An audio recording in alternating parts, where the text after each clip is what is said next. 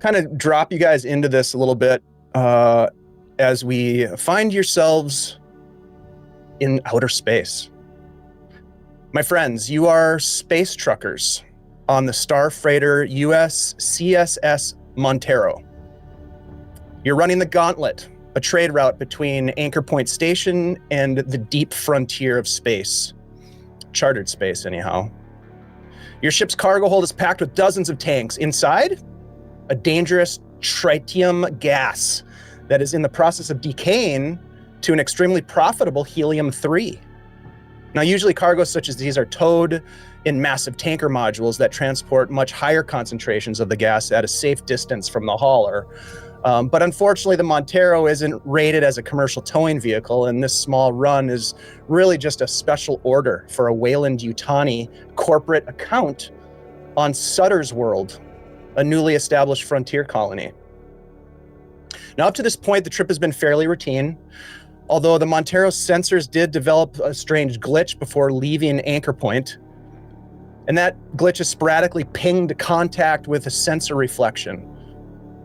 And this was all before you activated the displacement drive and went to FTL, or faster than light travel.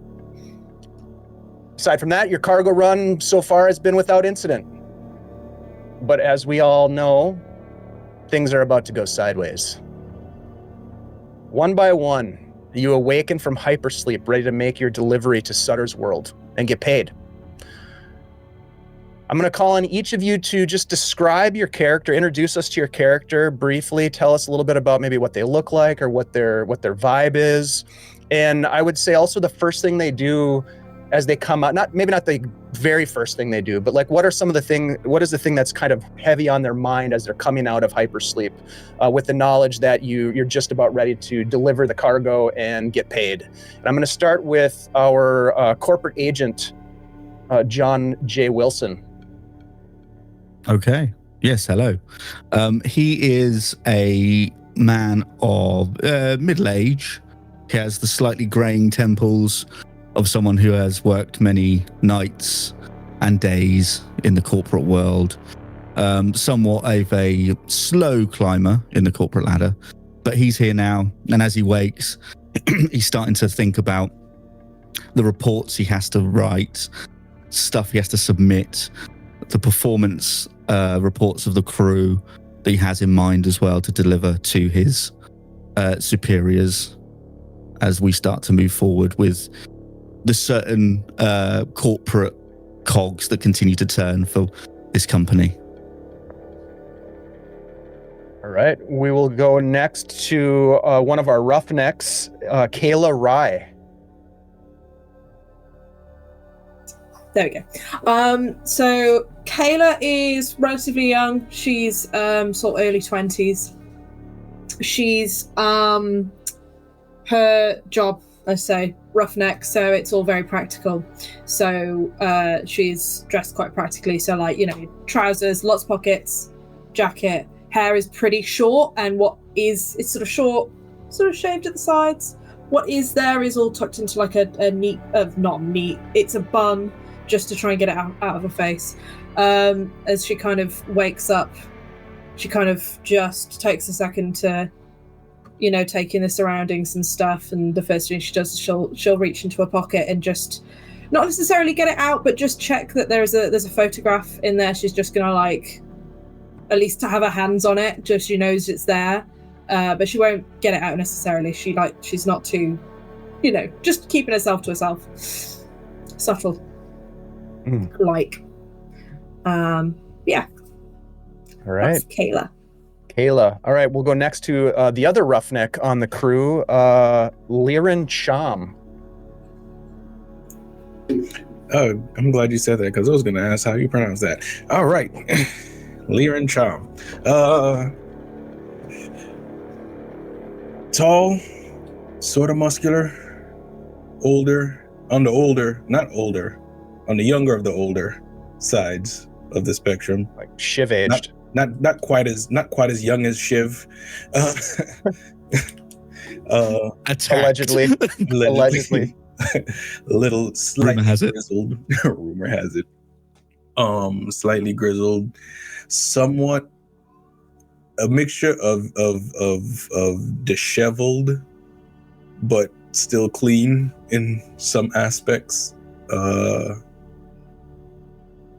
Tall gentleman with the Gus. He has the Killmonger shaved side, short dreads on top, and just kind of right now milling about the ship.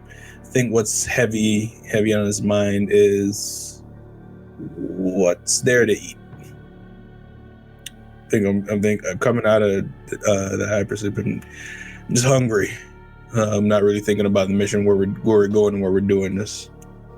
What can I eat? So I think that's what I'm doing, trying to look through the crates and rations just to find me a little protein bar, which is probably easily found in the galley of the ship for sure. Yeah, food, especially after a long rest. All right, so that's Liren Sham or Cham, however you want to pronounce it. Sid is fine, doesn't matter. And then finally, we'll go to our pilot, Leah Davis. Yeah, so Leah sits up, brushes her hair back. It's real short. It's also kind of like Kayla, kind of shaved on the sides. Takes a breath and pulls her rat tail around from the back. Yeah. Takes another deep breath. Just she's thinking about like how boring these runs are. This one's been a little bit more exciting because, it's kind of dangerous this time. I think the last thing that you hear is her reaching into her pocket and like what sounds like a pill bottle getting shook. And it sounds like it's really light. And she frowns. Fair. You go through sort of your routine of waking from hypersleep, and you feel drowsy, maybe a little nauseous at first, but once you get some food, you start to sort of like rub the sleep out of your eyes, you start to feel better, and eventually you find yourselves assembled on the bridge. I should mention that there is one other member of your crew as well, and that's the captain of the USS Montero, Captain Miller. Now, Vanessa Miller is tall. She is no nonsense kind of personality to her. She is very much by the book in a lot of respects, which may be a little bit of a challenge for some of you sometimes. She's trying to do what's best for the crew, but also what is the most efficient for the job. Always looking for ways to save money and that sort of thing as well. So you probably pick up that she's got aspirations for something beyond this someday, but she's very much focused on the job itself, as it were. So with that, the five of you find yourselves assembled on the bridge, expecting to be able to see the planetary body that houses this colony that you're going towards, this Sutter's World. Now, when you attempt to hail the colony and start making preparations for landing, there's no return ping from the beacon tower as you'd expect. So what I would like to do is, Rye, I would like you to hop into the Owl Bear, and I would like you to make the first roll of our game here, and that is going to be a Comtech roll. So what you're going to do is you're going to look at your character sheet, and you're going to grab from that 4 black dice for your wits, and 3 additional black dice for the Comtech. Now you don't have any stress, so you won't add any yellow dice to this. So you're just rolling 7 black dice. And really what you want to get at least just a 6. A 6 is a success. Okay. First roll. Come on. I got 1. You got a success. Okay, I got that's a great. success. Yes, you Woohoo! did. That's fantastic. Okay, so with that success, you are on the comms and you gather some data. You're collating data. You look up from your station and you can see that you guys are nowhere near the colony. In fact, your ship is somewhere in deep space. It appears as though the cryosleep was initiated out of protocol. And with that knowledge, as you share that information with the crew, each of you is going to take 1 point of stress. So now we are at 1 stress for everybody. With that knowledge, what do you do or say? I think something's gone wrong. We're not anywhere near the colony. We're just in deep space. I have no idea what's happened. Looks like it's protocol. I don't know. Captain Miller looks over and says, "Can you get a fix on where we are?" Can I give it a go, or do I know? Yeah, you're able to sort of do the things that you do on a ship to identify sort of where you are by triangulating your location, and you're on the frontier somewhere, but you're nowhere. You're well distant from your presumed destination. Yeah. We're in the. Yeah, we're just sort of frontier, just nowhere near the colony. Nowhere near. As you share this information, maybe a couple moments later, as the rest of you are sort of like trying to figure out, maybe there's some conversation going on about why you would have been woken prematurely, that kind of thing. The ship's AI computer, which is referred to as Mother, lights up. That indicates that Captain Miller's presence is requested in the room that houses the Mother AI. So they leave and take care of that request, and later they come back to share details with you. So Captain Miller kind of is briefing you at this point, and she says, "It's pretty simple. Distress call pulled us out of hypersleep, some unknown ship, and according to our contract with Weyland-Yutani, we are compelled to investigate." Indeed you are, Captain Miller. Unfortunately, we don't really have a choice. It's in our contract. Was there going to be any compensation for this? The investigation, are we going to be able to claim anything? Because this isn't what I signed up for. I signed up for simple A to B. Is no one getting any sort of compensation for this sort of stop? Yeah, I second that. I mean, I assume you've all read your contracts, correct? Let's assume that we didn't. Yeah. Well then, Mr. Cham, I'd assure you that there is a very detailed print that would kind of lay out what would happen in these sorts of situations. It's all covered, don't worry.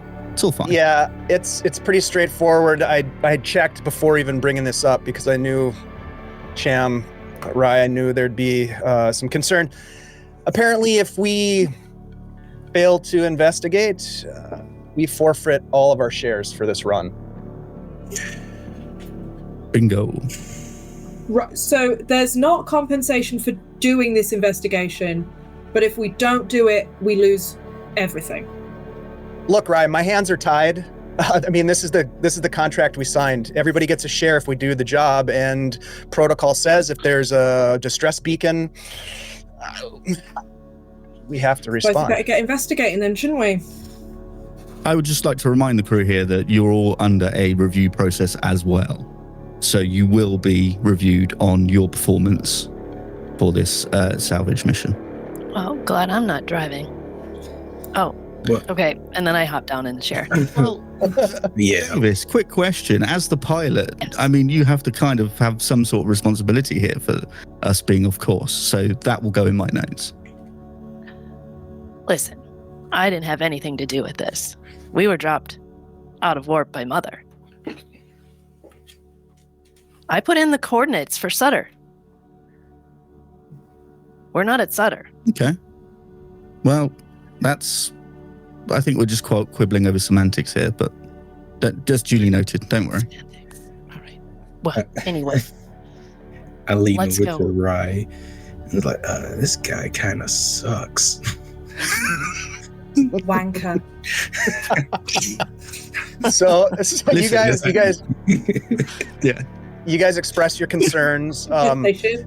You get the sense that Miller is kind of like, there's nothing we can do but move this forward. Certainly, Wilson, our company agent, likes to highlight the point that we are compelled, as it were. But you go to the message, this sort of like distress signal that you received, and maybe one or more of you are trying to maybe discern what the message says. It's garbled. It's really difficult. You can't quite pick up on the contents of the message, but you are able to triangulate on it. And maybe within a shift in this game is about a 5 to 10 hour span. Within about a shift, we'll say, you come upon a derelict ship. And you can see out the viewports of your ship, the Montero, that there is this massive ship that no running lights on it, no beacons. Your sensors allowed you to avoid collision with it, but as you again try to hail Rye to get some sort of a response, there's none. Mother identifies the ship as the source of the distress call, which is fairly obvious at this point once you have eyes on it. And it's interesting when you see it through the viewports, it looks like a vessel out of some sort of history book. Some of you probably, most of you would probably know this, I would think. It's a Wayland SEV M5 Helides class spacecraft. This is an older model, very old. Nice. Davis, you're piloting the ship and you pull it up into range. And Miller chimes up as you do. All right, look, this is a salvage operation, plain and simple. Let's be efficient. The company has 3 priorities. Recover scientific data and samples off of the ship. I guess it's called the USCSS Cronus. Number 2, escort the salvaged Cronus to Anchorhead or some other Wayland-Yutani facility. So that means we got to get the engines online, or we got to get a systems check at least. And then 3rd, should there be any survivors, rescue of the remaining crew. This thing's been gone for, she looks over at you all, decades. This ship doesn't have anything that's going to interfere with our cargo. Is it? Let's hope it's a concern. Not. Now, as she shares these 3 objectives with you, she also brings up on the holographic display unit a schematic of the ship itself. So I'm going to bring that up for you in Owlbear to take a look at. You will have this at your disposal for the game, so there's no real, there's not a process of discovering sort of where to go, but you do see that there are 4 decks on the ship. It is built by Wayland Corp. It's one of the Wayland FTL ships, built for heavy exploration and prospecting. It's a Helides class, as I mentioned. It's registered as 142601. All of the good things that I'm sure you were wondering as you are sort of getting prepped and getting ready to do a boarding. So I'm going to bring that up here. You can see the ship on the overlay as well. So with that, as you are trying to bring the craft in for a boarding operation, I would like Davis to make a piloting check. So that check is going to be, of course, your agility score plus your piloting. That's the number of black dice. And then you have 1 stress die, so you'll be rolling 1 yellow die as well. Agility plus piloting. That's a lot of dice. Yeah. Okay. 8, and then you said 1 stress? Yep, you're at 1 stress right now. I got 3 successes. 3 successes. Okay, so you first of all, you are successful in bringing the ship in for position to board, but also I'd like you to look at the skill stunts page in the spreadsheet and go to piloting, and there you can I'm gonna show basically off. you can show off. So you have 3, so you get 2 stunts. So you can choose 2 of those if you want. I only see 2 under piloting, so I would show off, and then I would take the other one as well. Gain a +1 modifier to a later skill roll relating to this one. Okay, I'm sure that's going to come into play. Yep. So remember that you have that mod to use later. Okay. How do you show off? Just for some flav. For Flav, I'm going to hit the gas big time and then do like, like how when people are downhill skiing and they come at you and they turn sideways and they spray snow on you at the last second. I'm going to kind of pull a maneuver like that with the ship and then slide it right into the other ship, obviously not hitting the ship, stopping right where I'm supposed to. And I'm going to scream too as I hit the gas. Ah! Oh my god. All right. I love that. Let's have Then so flip the basically rat tail around. you're trying to scare everybody, it sounds like. Yeah, I am. Yeah. All right, let's do this then. Let's have everybody make a fuck it. Let's do a survival. So your wits plus your survival. I don't know why. Oh no. And Shelly, I would like you to make an empathy manipulation roll. Okay. And tell me how many successes you got, Shelly. And now that we've got a point of stress, we have to add a stress dice to this roll, don't we? Yep. Wonderful. We're still So rolling. Sorry, we're rolling. That's okay. You're rolling a wit survival, so for Cham, it's going to be 3 black dice. With survival. All right. Yep. All right. So Shelly, how many successes did Davis get? Davis got 1 success with her black dice, but she also, I think, got a success in her stress. Yep. So that's still a success. So you got 2 successes. Stress dice. So that's kind of a cool thing to point out is stress dice can actually help you because they build up the opportunities for success, but they also can have the cost of having you potentially panic. So, so you have 2 successes. So, Wilson, how many successes did you have? 0 successes for Wilson. Okay, so Wilson, you're going to take another point of stress. Rye, what about you? How many successes? 2 successes. Okay, so you're good. And Cham, how about you? I don't got none. I scream and fall over. Okay, so you're gonna be at 2 stress as well. Amazing. That's really good. Thank you, Shelly. Oh shit, Cham, you weren't my target. That's what I was thinking. Like, look back there. Just fall down when the brakes get hit and I roll over. All right, so as you are in position, your ship, the Montero, has this umbilical corridor that you activate, and it extends from the ship, and it extends to the airlock on the Kronos. Each of you don your IRC MK50 compression suits. So you take some time to put those on. Miller is like, I'm gonna stay back and keep track of the ship. I'll monitor your progress from here. Keep me in the loop.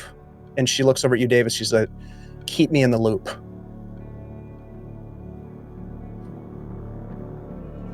So you start to make the walk, as it were, across the umbilicus over to the Kronos, and you find yourselves at the hatch. You activate the compression within the umbilicus, and you can kind of feel it even against your suits. You take action to open, using the protocols that you know are useful on these Weyland-Yutani ships to open the now pressurized airlock, and you step inside one by one. Now, inside you can see that the ship is in a deep freeze, as evidenced by ice crystals that cover some of the surface. You hear Miller coming across the radio. It's a little bit fuzzy and garbled now that you're on board the ship, and you are where that here, I'll ping it on the you are right here where this there's no ping. Here we go. Right where this green token is. So you are at junction A1. This is on the dorsal side, so the top side of the ship. So you're on the upper deck A, as you can see on the map here. But Wilson comes in, it's kind of crackled. Grab systems are operational. Atmospherics look iffy. High concentrations of CO2, breathable but stale. If you can patch me into the mainframe, I should be able to get you more info. Remember, secure that scientific data, get the ship operational, rescue survivors.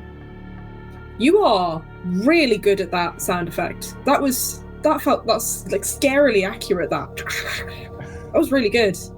I've been practicing for months. I could tell, yeah. That was the king of static. I was spot on. Right. Yeah. So, my friends, you now enter what's called stealth mode. Okay? So, what that means for you is that you are going to be free to explore this space as you see fit. And when you're in stealth mode, basically you get to, you get to explore 2 different zones. The zones are indicated by either by named locations or by some locations have more than one zone. On the current deck you're on, it doesn't appear as though that's the case. But you can explore 2 zones. You can stick together. You can split up if you want. If you want to do something more intentional and investigatory in a zone, that would take your turn rather than moving 2 zones.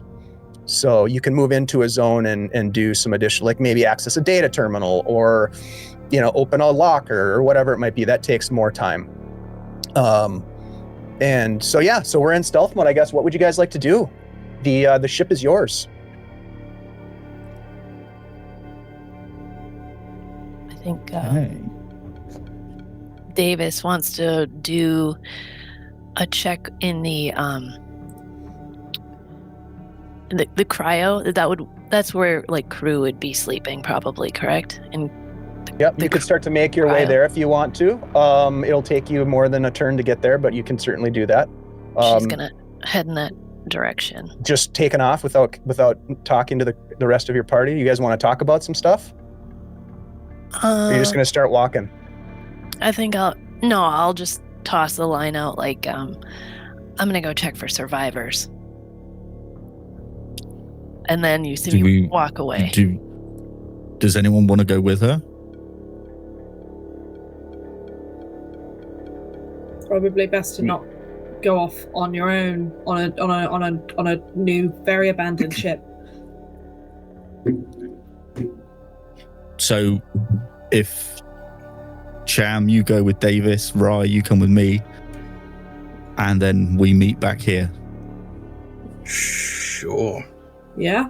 We have comms, comm check, just everyone comm check, just to make sure we can hear each other if there's any problems. Yeah. Check. Good. Okay. I'm going to head to the mother terminal to see if we can find out any information and go from there. All right, so I'm going to use your tokens now because you're splitting up, which is beautiful. So Ryan Wilson. I mean, obviously, if that's everyone wants to follow us, it's up to you guys. Well, I didn't like how you said that, Dave. Oh, he's splitting up, which is beautiful. I didn't enjoy that. I don't know. I don't like the. We're splitting the party. always as well. Party. If you're doing something the DM enjoys, then it's probably dangerous. That's what I always think. Okay, so we'll start with Wilson and Rye. So that is 1 zone away. You get to the door. You know what lies beyond. It's the mother interface terminals. Mm-hmm. And they're usually in this room that has like it's a very specialized room. You've seen it in the movies when the captain goes and checks it out. It's pretty sweet.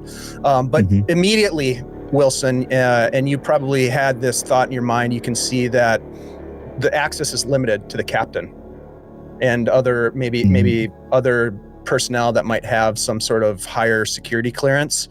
You can see that there is some sort of a command sequence needed or an emergency access key that might be needed. Okay. And So, yeah. Okay. you don't I'm have looking it. at it. Okay. Because, yeah. All right. Okay. Cham and Davis, you are making your way directly to the where did you want to go? The cryo? Down to the cryo? Okay. That would have been my understanding, that where survivors would maybe be sleeping. Okay. So you can get about this far. Cham, are you going to go with? Yes. Okay. All right. So you're walking down here. What I would like to do, so this is the end of the first turn. You'll get there in the next turn to do some investigating. I would like everyone to make a supply roll on their power for their compression suit. So what you're going to do is you are all currently at 5 on your power supply. I need you to roll 5 yellow stress dice. And for every face hugger that you get, you reduce the number on your power supply. All right, so we're rolling 5, just the 5, not any Yeah, stress. just five yellow dice, which are those are the stress dice. The black ones are the base, and the yellow ones are the stress. So it looks like Wilson got how many face huggers? Wilson, 1. Just the okay. one. So you're gonna adjust your power supply on your PC sheet down to 4. How about Rye? Any face huggers? 2 face huggers. Oh, so your power supply is gonna go to 3. What about Davis? I believe I got a success. It is underneath some arrows, so it looks a lot like a face hugger. No, it's a success. It's a success. Okay, so you don't lose any power supply. And what about Cham? I also got 2. 2. All right, so you're down to 3 as well. So just make that update on your air power supply. Yeah, there you go. Your air supply. Question: I got a 6 and a face hugger. Do they cancel each other out, or no? It's just face huggers that count in the supply roll. Yep. Okay. All right. So some of you are seeing your energy supply going down, your air supply and your suits. All right. So we'll start the next round. So let's start with Cham and Davis. You continue on and make your way to this hallway here, and you get inside this hallway. The doors are accessed by push button. There appears to be some low level of power because, and I should have mentioned this too, it is pitch dark in this place. It is absolutely dark. You guys have a helmet mounted flashlight, so you're able to kind of see around. So as you're sort of like looking around, you're walking down these corridors, and it's just like you remember from the Alien movie. There's like all these like cables and wires that are in different conduits, and there's vents and things like that at various locations. And those are actually identified by these dashed lines on the map. That's like the ventilation system. And so you're walking through, and there's some low level of power because there's like a dim red light that just is bright enough to accentuate some of the shadows and give you just an illusion that you can kind of see what's going on, but you really can't unless you turn your head and shine your light. And everything seems to be in order as you're moving about. You go through the doors into this cryo chamber area, and you can see that probably through like a viewport of some sort, that there are here's something interesting. The main door, as you get to the door and you shine the light at the door before you open, you can see that there is some sort of damage to the door. Oh, can we analyze the damage before we walk in? Like, Absolutely. You look at the damage here, and it appears as though they almost look like some sort of large claw marks, like something scraped across the metal. And when you go to open the door, it doesn't open. You push the button, it doesn't open. What do you think's the cause something like that? Well, it looks like a big clawed monster. Well, that's fun. Like they didn't get in, though.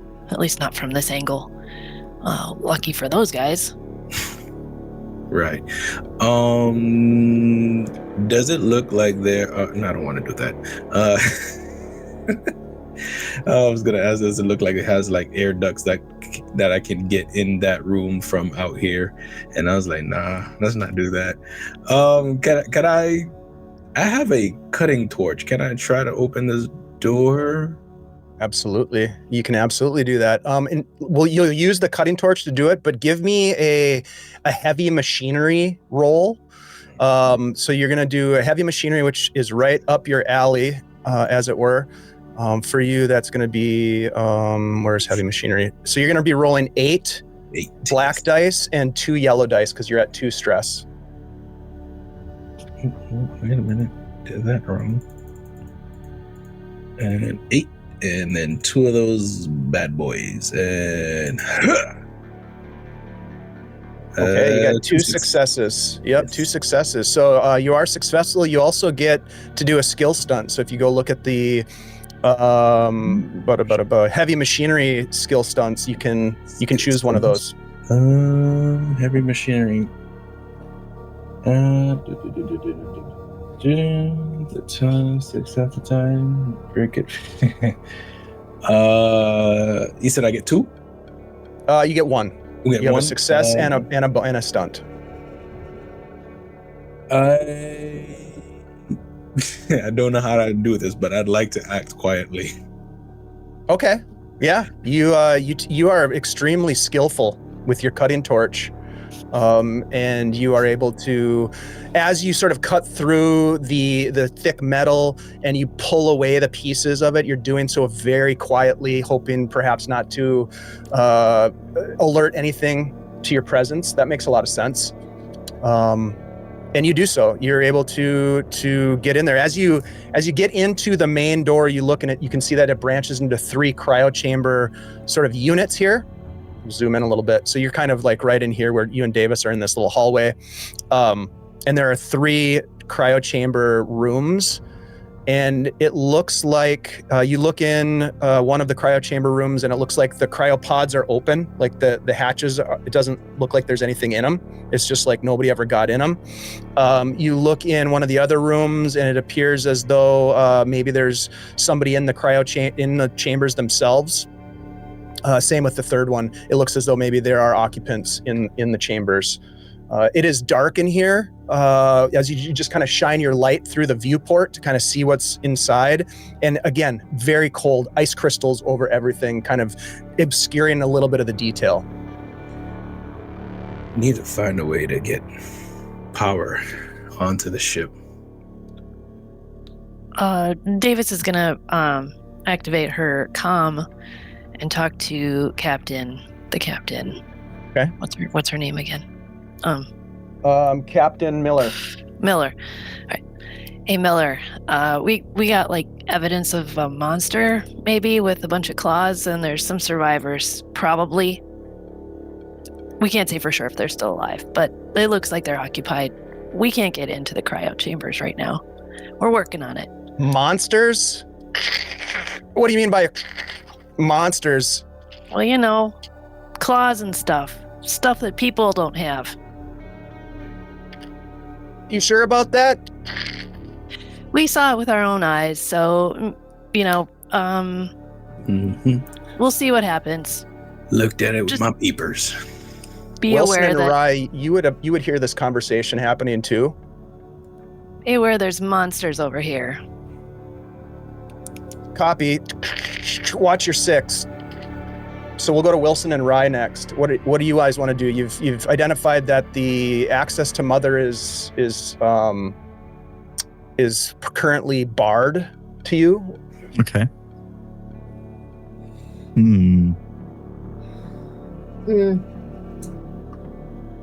Monsters.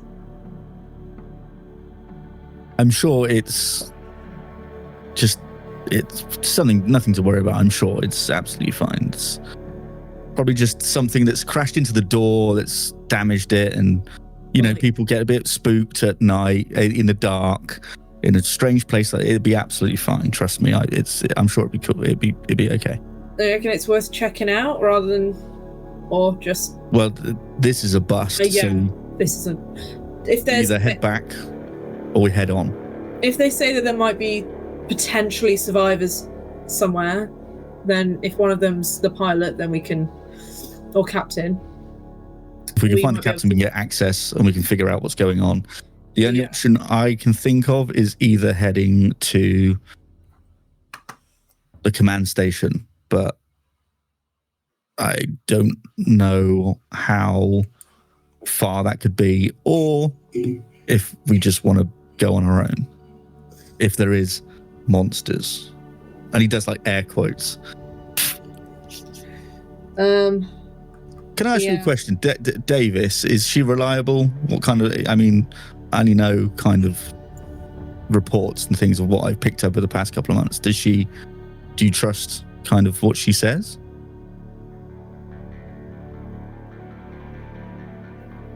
Sorry, asking Rye? sorry.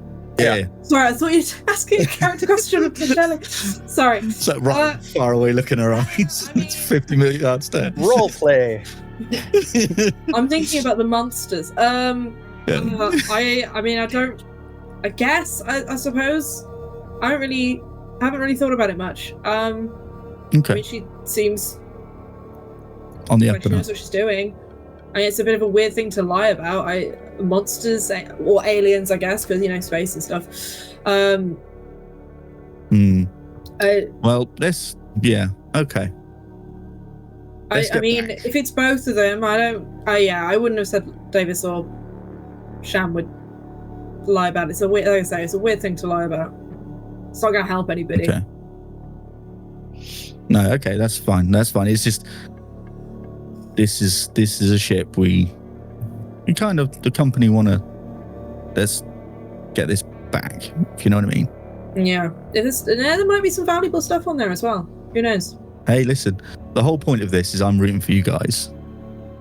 My reports so far have been pretty good, That's good. and I think there might be some stuff in your future. And as he starts to walk off, he just goes back and goes to Rye. Don't worry, your brother will be fine. Yes. All right, let me ask you this. Where are you guys headed? I think, do you think we'll head back to Sham Davis? Because that's what I'm thinking. I think go Shaman Davis. I think if we talk to Shaman Davis, I mean, Unless we want to split off, but I don't think at the moment, after hearing that, I think the natural move is to regroup. I want to see this monster stuff for myself. Sure. And really see what it's like, and then yeah. If there I is think that's the something plan. big enough to do that around the ship, I'd rather have a lot of concentrated firepower than two smaller sets of firepower. You know what I mean? Yeah. Head back to Davis and Sham. Yeah. Okay.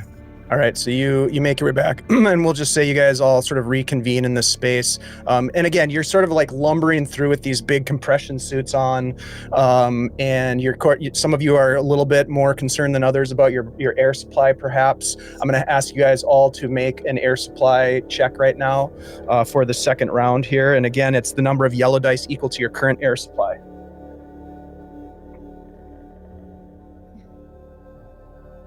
So I'm currently, is it 4? I'm on 4, I believe. Yeah, I believe so. You're on 4. Davis is on 5. Rye is on 5, and Cham is on 3. I think, unless somebody didn't update theirs. One face hugger for Wilson. Cham is now on 2. So this is air, not power, right? This is air. Cool.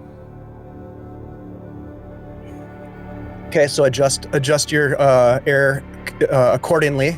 I'm not going to track it, but I'd like you guys to. Is anybody at 0? Is anybody at 1? You're at 2? Okay. Yeah. All right. Yeah. Mm-hmm. Okay, so you all reconvene in front of the doors that have been cut with a torch open, but you can definitely see that there are some sort of like large scrapes across the metal around the door itself as you all sort of convene there. Monsters. Right here. Evidence. Look at this. Look at this. I think Wilson's going to take a look and be like, trying to see if it could possibly be anything but something like that. If it could be something that's maybe industrial, to try and discount it. Just be like, it's probably something else. Yeah, I mean, it doesn't, it looks like it's large scrapes. It could be something that was made with equipment. Could be a monster. Okay. Wilson, there are no monsters in this clause. In the fine print, we're getting extra pay for this. Monsters. We don't know what happened, okay? Let's just cool it. We don't know what happened. There could be a malfunction. Maybe some of the crew tried to cut in here and they were delayed, or maybe there was another accident on the ship. There's obviously always an explanation to this. Let's just keep cool heads here, guys. Let's not start thinking there's monsters or boogeymen in the shadows. It's probably very explainable. Have you guys tried? Can we get in, Cham? Well, yeah, the door's off. Well, then I just kind of yeah. Should we go in and discover? I mean, we went back to the mother, where mother is, and we haven't got the access. So if the captain's in here, maybe we can get the access. We can find out what's happened. But let's just keep the monster talk to a minimum until we know what's going on. Understood? Understood. Yeah. Yeah, right. Sure. That's what I'm hoping for. So you guys take another look. Yeah. And you take another look at the cryo chamber doors, and they're all sealed. As I mentioned, they look like there are some cryo tubes that are closed, others that aren't. Without full power on it, would be hard to do much with them. But that's what you have in front of you. You've got these 3 sealed cryo chambers. Do any of them have names on them? Do any of them have like identifiers? Can't see that from, because you're basically, you're like in this hallway looking through. There's 3 different like viewports, and you can just make out that these are indeed the cryo chamber rooms. You've confirmed that. There's like kind of ice crystals on the viewports too. So you kind of look in and it's hard to tell. You don't have that resolution. Yeah. Right. Okay. So number 1 priority here, we need to get power to this place so we can find out who these people are, and if we can potentially salvage a key card. 2, how is everybody's air? Mine's not great. Mine's fine. Mine's fine. Oh. Well, say with a smile. Miller did say the air was breathable, so stale, and it's also pretty cold in here. I would say we need to find supplies, air supplies, to continue this salvage mission. Otherwise, this might be short and sweet. So I think that should be priority 1. We make sure we've got enough air supply to get around this place, and then we find the power. So we're going to be looking for maybe a med bay or some sort of supply area. Okay. Yeah, you look on the map. You bring up the, heads-up display probably, right? And you know that if you use that junction A1 location where the green beacon is, that will allow you to access the floors beneath. And if you remember like in Alien where they like stand on the ladder and it goes up, like it's a small platform they just stand on, goes up and down. It's not like a full encased elevator. It's just like a lift basically. It's probably that. And you could go down and it looks like based on your schematics, you can see that the med bay is on, where's the med bay? Is it like the med lab is on a B deck. Yep. So I'll do a little circle here. This is where the B, yep. I'll just ping the med bay. Lab is like, this is where we need to go first. Find out if we can get some oxygen supplies, and then we'll maybe scout the rest of the area. How does that sound to everybody? Sounds great. Let's go to the med lab. Okay, so you guys pick up and start moving, leaving behind the whatever happened, strange occurrences back here in the cryo area. Again, just in your mind for imagination purposes, you're lumbering in these suits. You've got this flashlight that basically the only thing that you can see is when you shine it around. So things, off to your peripheral vision are obscured. It's dark. Some of you are we're talking about monsters, perhaps sending a little bit of a concern for your companions, but nonetheless you're making your way. So it's going to take you, let's just say it's going to take you about 3 turns to get to the med lab. So I would like you guys to do your first air supply check for that. As you are moving, I'm going to go back to using the green token as your group designator until you split up again. So get back to the junction. I got no face huggers. Okay, on my so check. So you leave it as is. Still good. Yep. I got 1, so I'm on 4 now. Okay, so you are going to go down 1. What did we say about face huggers and successes? It's only face huggers that matter for supply. Okay. Yep. What'd you get, Davis? I got a face hugger, so I'm down to 2. Okay. Cham? I'm okay. I'm still at 2. Okay, awesome. All right, so you make it back to the junction. You go down to B, so we'll go over onto the B deck map here. Let's see. Which way do you guys want to go? Do you want to go via the mess hall corridor? Do you want to go by the corporate suite corridor? Which way do you want to head? Oh, there's storage. There's storage. If we go the corporate suite way, there's storage down there. I'd like to peek in the storage. Yeah, let's check the storage and the corporate suite. Mess halls, yeah. Might help. I also kind of want to get into that armory. Okay, so you're gonna prioritize the airflow as well, guys. Let's remember that the air. That's a good point. Are you gonna take it sounds to me like you're taking a detour to the storage first. I mean, I could. I didn't. Or do you want to split up? Or do you want to split up? I think we could go to the armory and then come down and meet at the storage. That's what Cham's thinking. That's what I'm thinking that I want to do. Okay. How about this then? Because I might see if I can get to the command station. I'll go to the command station. If you guys want to go to the storage, I'll meet you there. It's not far. Maybe get comms to Miller from the ship and go from there. You got it, boss. Radio. Yep, sounds good. I salute him when he turns around. When he turns around. What kind of a salute? Yeah, I was going to say, what kind of salute? Yeah. I feel. All right, so hey, he's a nice clarify guy. for me, Wilson, where are you going? You're going to... I'm heading towards the sort of the comm station command bridge area. Oh, you're going to go up this here. way. Okay. Yeah, just to see if I might be able to do anything there. If I can get into it first. If I can't, I'll head to the storage where the rest of the gang will be. All right, we'll come back to you in a second. How about Rye? Where are you headed? I'm going to go to the storage. Okay, and see if there's anything that can help. Okay, and Cham, what about you? Armory and then to storage. Armory, okay. Just everybody's just Davis here. Davis is going to hit the storage too, but she's going to be looking for something else. Okay, so you and Rye are going straight to storage. Cham peels off to the vestibule number 1, and Wilson is looking at the bridge. Okay, cool. So basically, what's going to happen here? We'll start with Wilson. As you go to the bridge, you can see through the small window on the door.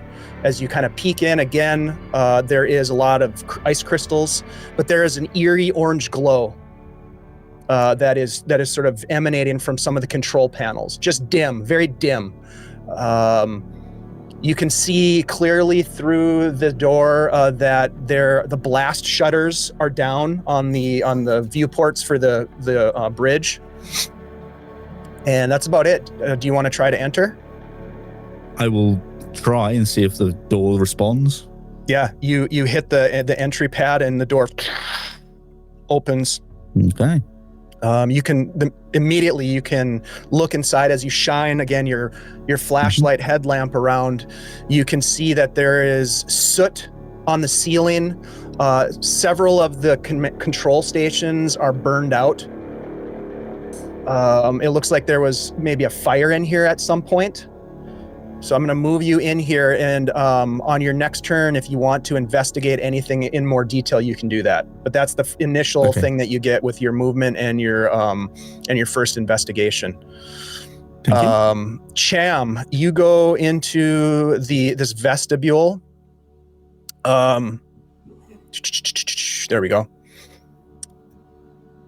You can see that there are, it looks as though this thing has been wiped clean. Any weapons that were in here are missing, if there were weapons. However, you do find a case of shotgun shells that somehow got overlooked, that maybe fell down and got sort of just missed during whatever happened here. There's a couple of the shells are sort of like out of the box. There are a total of 4 shells. You also see that there is dried milky white splatter. No. All over the wall. Otherwise, the room is clean, but there's just this kind of sticky, well, not sticky, but it's dried. But it looks like someone exploded a carton of milk in here. I kind of, rub it and scrape it off the wall and just look at the consistency.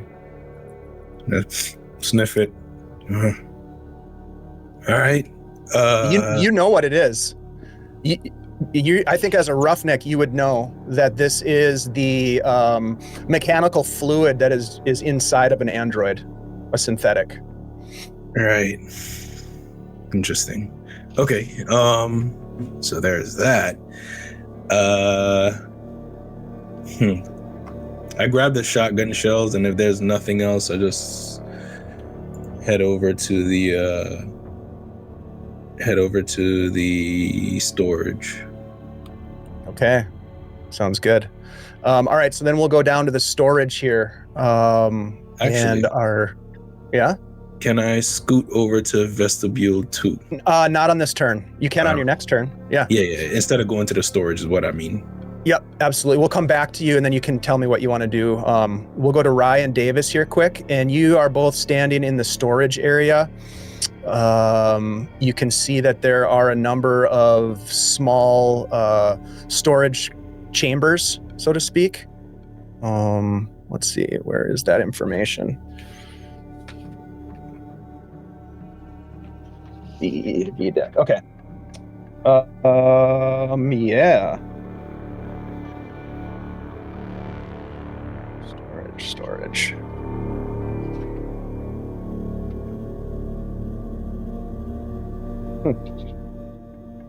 They might be empty.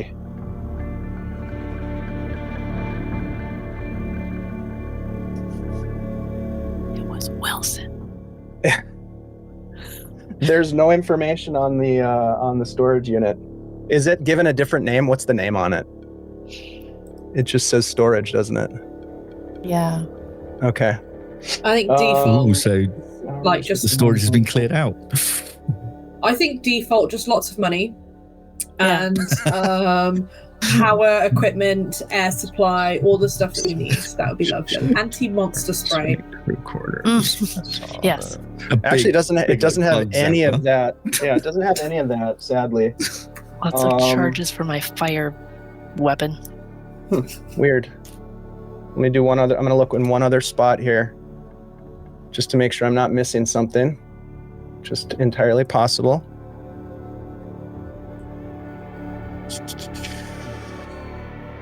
Storage. Where are you? B-level storage. Airlock storage. There's gotta be something in here. You would think. It's just that frantic open locker, nothing. Open next locker, nothing. Yeah. Open third locker, nothing. Like, shit. Leave them all open. That's bizarre. They're apparently they are empty. There's nothing in them at all. That's weird. Well, now where should we look? The storage seemed like the place to find stuff. I guess we go to the med lab. Yeah. Help us with air. Wonder if Sham's found anything in the armory. You guys have comms, so you could potentially talk to each other at different locations on the ship. If you want to. I'd say a negative on the air in the storage, you guys. Any other ideas about where we could find some? Wilson? Wilson's muted. His comms are out. Yeah. Can't. Oh no. He's gonna reply. It looks like there's there's been a fire in here. I'm gonna investigate more. Maybe check any other storage areas. I'll rendezvous with you soon. I found it. Okay, so you guys are in the storage unit, and you're looking around. Yep. You open one of the lockers, one of the storage units, and you look inside, and there are these. It is filthy with these small, bulbous, maybe the size of like duck eggs. They seem to be some sort of organic, fungal-like growth. And it's just all over. And this is Rye and Davis that are in here. When you see this, given the conversations that you were having earlier about the potential for monsters, Davis, both of you take 1 point of stress, and you're now at 2 as you see this sort of fungal infestation in the locker room or in the storage area. Well, shit. We are supposed to take a sample, but I'm not sure I'm into this. I don't think I care about samples right now. Yeah, that's not meant to be there. The comm. We found some monster eggs in here, so keep on your guard. We don't know the eggs necessarily, but it's definitely normal. Okay, well, take some samples and we'll analyze them when we're back on the Montero. Copy. I don't have my comm on when I say the fuck I am. Perfect. And with that, I will have each of you make another air supply check. Ah. No. Come on. I'm gonna die, aren't I? Is it not looking good for Cham? Oh, I'm down to 1. Uh-oh. Yeah, that's two. when you start to sweat. You can feel sweat beating up on your brow now as you're starting to feel sort of the effects of low oxygen. All right. So let's go back to we'll go back up to Wilson here at the bridge. Wilson, Okay. What do you want to do? You've heard, you got the comms message from Ryan Davis. You have looked about, just scanned this bridge, and you can see again some evidence of fire. Some of the terminals are burned out, soot on the walls. What would you like to do? Okay, so which terminals are burned out? Are we talking pilot stations, or is it the sensory stations or anything like that? It is, well, you wanna look about and examine some specifics. That'll take both your turn will be to examine, right? So you can see. Yeah. Go ahead. I think if the command station bridge bit was intact, that would be where I'd head for straight away. If that was looking undamaged. Which way do you want to go? Do you want to go to the left or to the right around this hollow display table? I'll go left. Okay, so you walk past the sensor station, and the sensor station looks damaged. It looks like it's burned out at a cursory glance. Okay. You walk past the pilot station, number 1, and the pilot station. As you walk past pilot station number 1, you do a double take. Everything's dark except for the orange glow coming off the hollow table that you're walking around. It's almost like a standby sort of mode. But you look at station 1, and there is, you look twice. It's certainly there. It is an axe that is buried in the console. Okay. And you continue up to the bridge. Yep. The command station it looks to be somewhat intact. No, you can't tell. You're not a roughneck sort of guy, but it looks like it could be operational if the power was turned back on. There is the classic like captain's chair with some big armrests and a big high back, and it sort of sits in the middle of all these different control panels. Okay, I'll get on the comms. Wilson checking in. Command station is intact. Sensory station is gone. Looks like there's been a fire, and yeah, I'm gonna head back to you. Where's your location?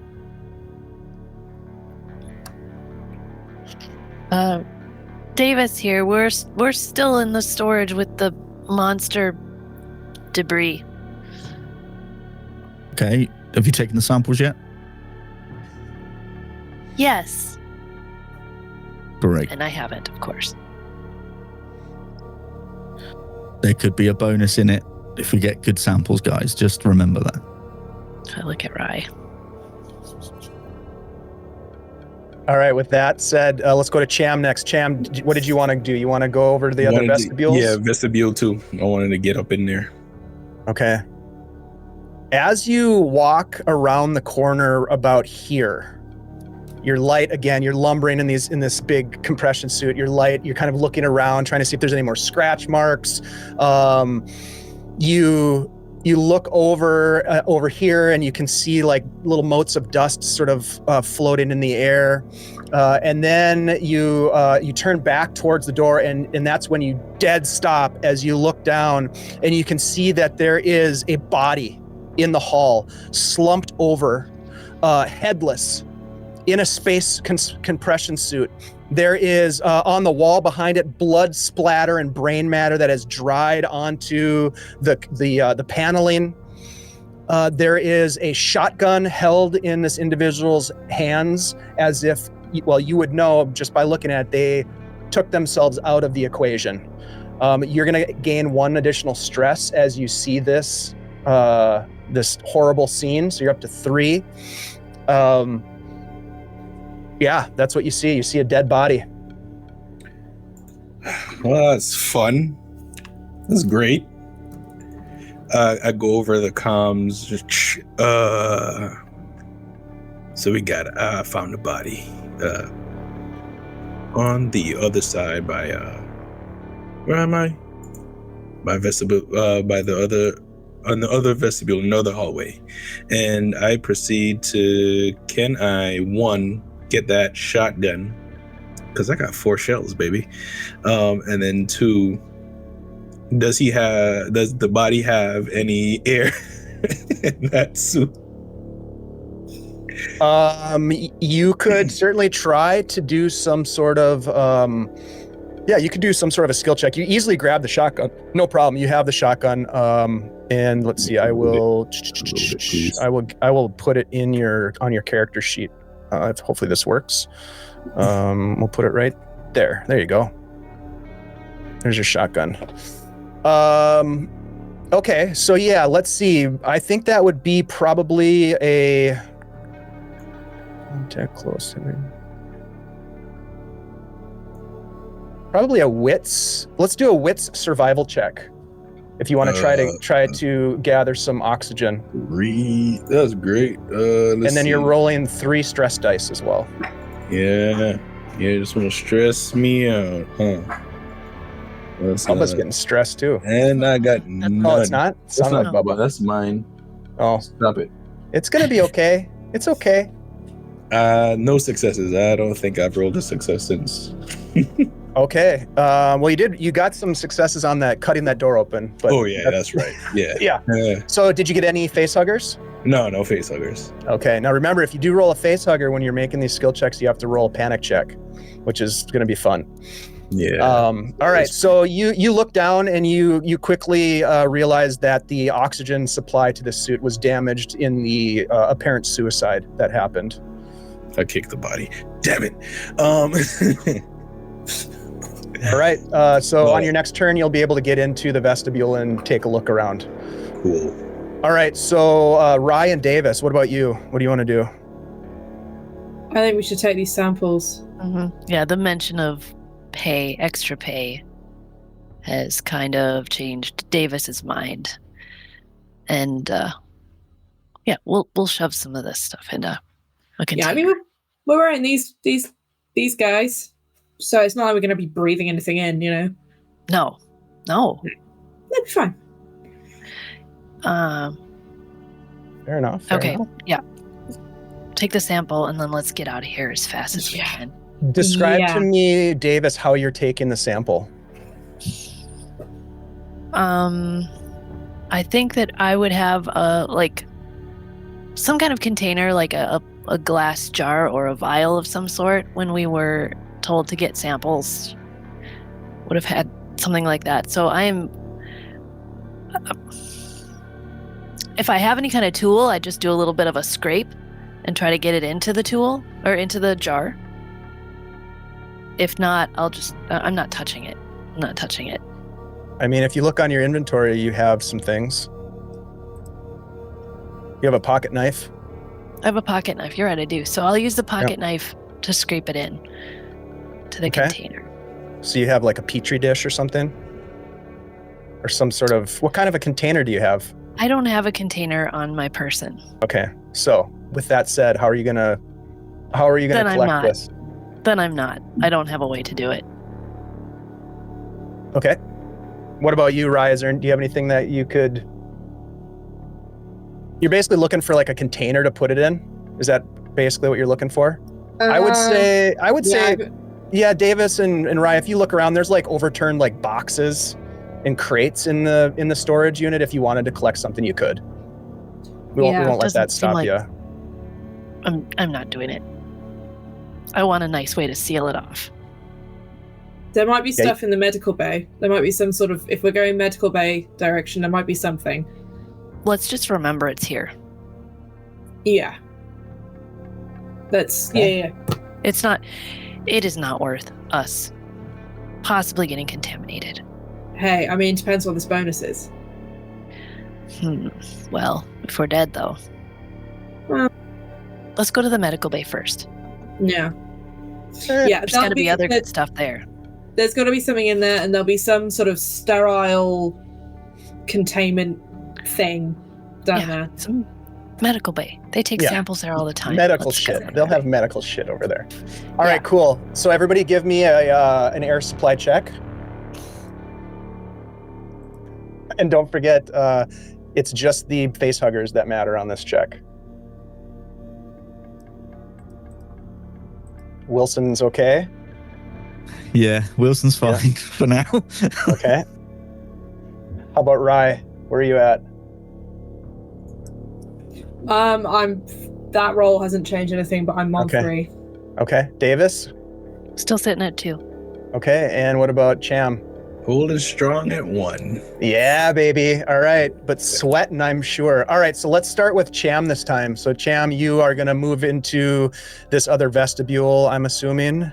Yeah, move into the vestibule, and I'm to look at those suits and try to see if I can salvage some air. And the other thing I want to do is have these escape pods been activated. That's what you're trying to identify? Yeah. Okay. All right. I want the air, but secondary thing, are the escape pods still there? Absolutely. So you move in here and do some investigating. First thing you notice as, again, you're shining the light around, so your visual sort of field of view is pretty limited, but you shine around and you can see immediately all of these escape pods are gone. They've been ejected. That's the first thing. And then you sort of look around and you see 2 creatures lurking in the shadow, in the darkness. As you shine your light over, you see these massive creatures. You're thinking about monsters, and you take a deep breath and you look, and it's just a couple of EVA suits hung up on the wall.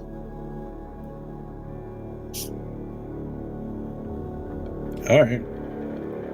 You go Hey. over to them and start like trying to find air supply. See if there's any additional air supply. Yeah. Hey. Before I move forward, hey, Dave. Just because Cham's stress level is at 3, doesn't mean you have to raise my stress levels. I'm just saying. Understood. But yeah, let's try to see if we can get some air. I have that in my notes. I'm like, try to figure out how to do a jump scare in a role-playing game. That was my best attempt at a classic sci-fi horror jump scare. Okay, so yeah, you're going to start looking around, and indeed, you find that there is. Let's see, there are 3 air modules that appear to be fully charged. So yeah, I'm gonna grab those. Okay. So fully charged is just 5, right? Yeah, they're at 5. So basically, if I raise mine to 5, it'll have 1 more. You could do that on your next turn. You could switch them out as part of your action. Absolutely. Yeah. Okay. Well, the question was, can I recharge instead of? So if I have 1 on mine and I switch it out for a 5, do I still have try. 1 with 1?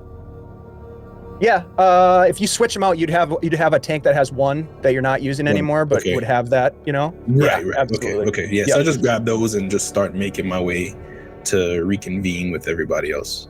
Okay, sounds good. We'll go to Rye and Davis. What are you guys doing? Where are you gonna head next? I also say this over the comms just to let them know. Found some air capsules, and then reconvening, and then make my way wherever they're going. Okay, awesome. Oh, you're muted, Tony. Medical bay.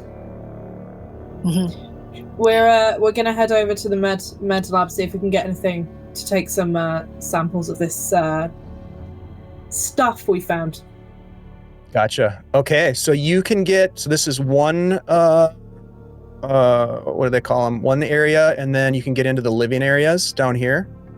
And you can plainly see on your overhead, your heads up display or whatever with the schematics that this is where the crew, some of the crew at least, would be living.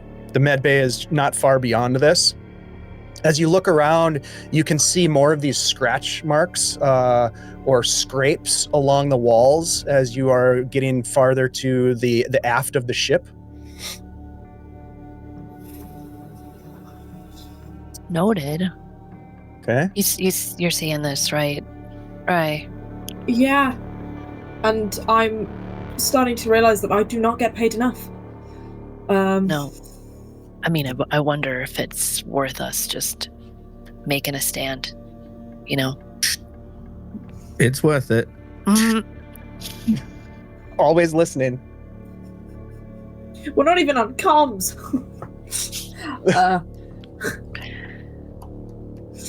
Let's go.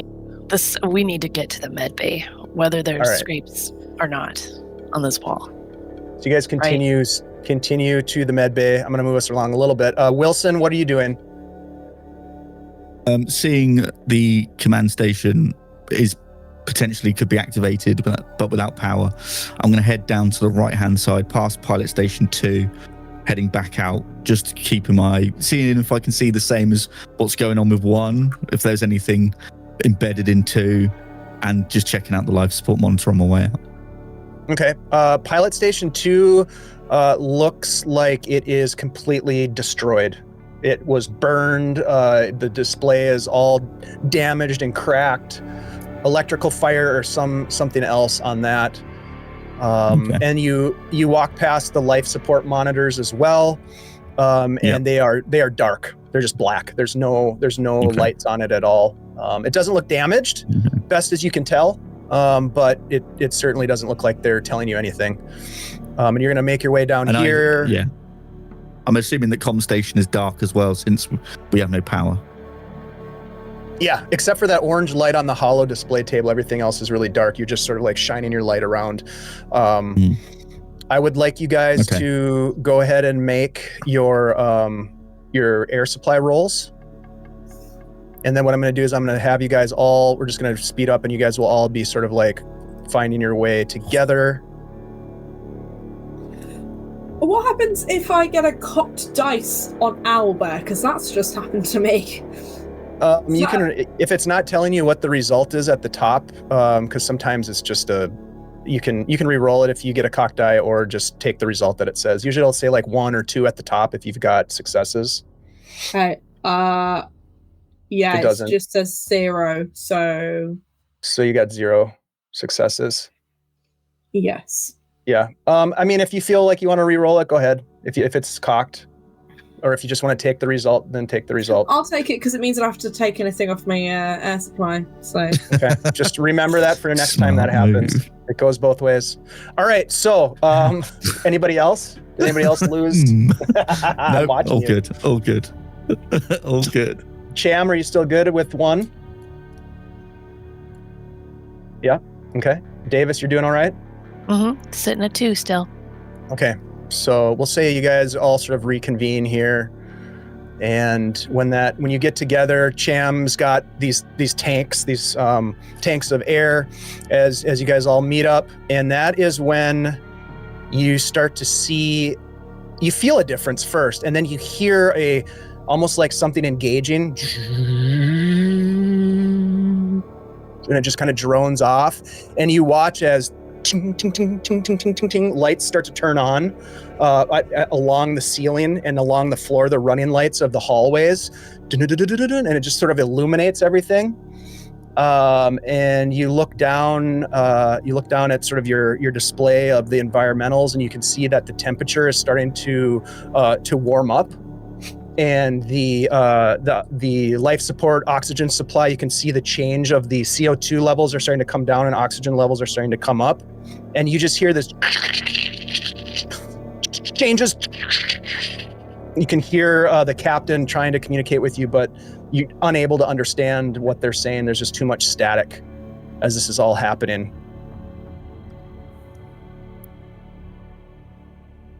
And then you look down and you can see that there's this haze, almost like a vapor haze, as you kind of shine your lights around. Now everything's starting to get illuminated, and it's this low haze that just sort of settles in the hallway as the air is starting to warm up and fill the passageways. And then you hear this grinding sound. And then you watch as the oxygen and CO2 levels just sort of stop changing. Now, for the roughnecks in the group, you guys would probably be able to identify that as some sort of a malfunction with the scrubbers. So the scrubbers are what keep the oxygen levels habitable. And with that grinding sound, and now like you watched as the levels of oxygen and carbon dioxide sort of like stopped changing, you're guessing that there's something going on with the scrubbers. But certainly there's more oxygen in the air now than there was. And the lights are on. Okay. So we have power mysteriously. And some oxygen, but I don't know how long for. I'll get on the comm. Was that you, Wilson? Because that certainly wasn't us. The command station was dark when I was there. There was no power to it whatsoever. Well, you suppose it's lit up now? As you say Maybe that, we should. As you say that, you hear a voice that comes over the system inside the Chronos.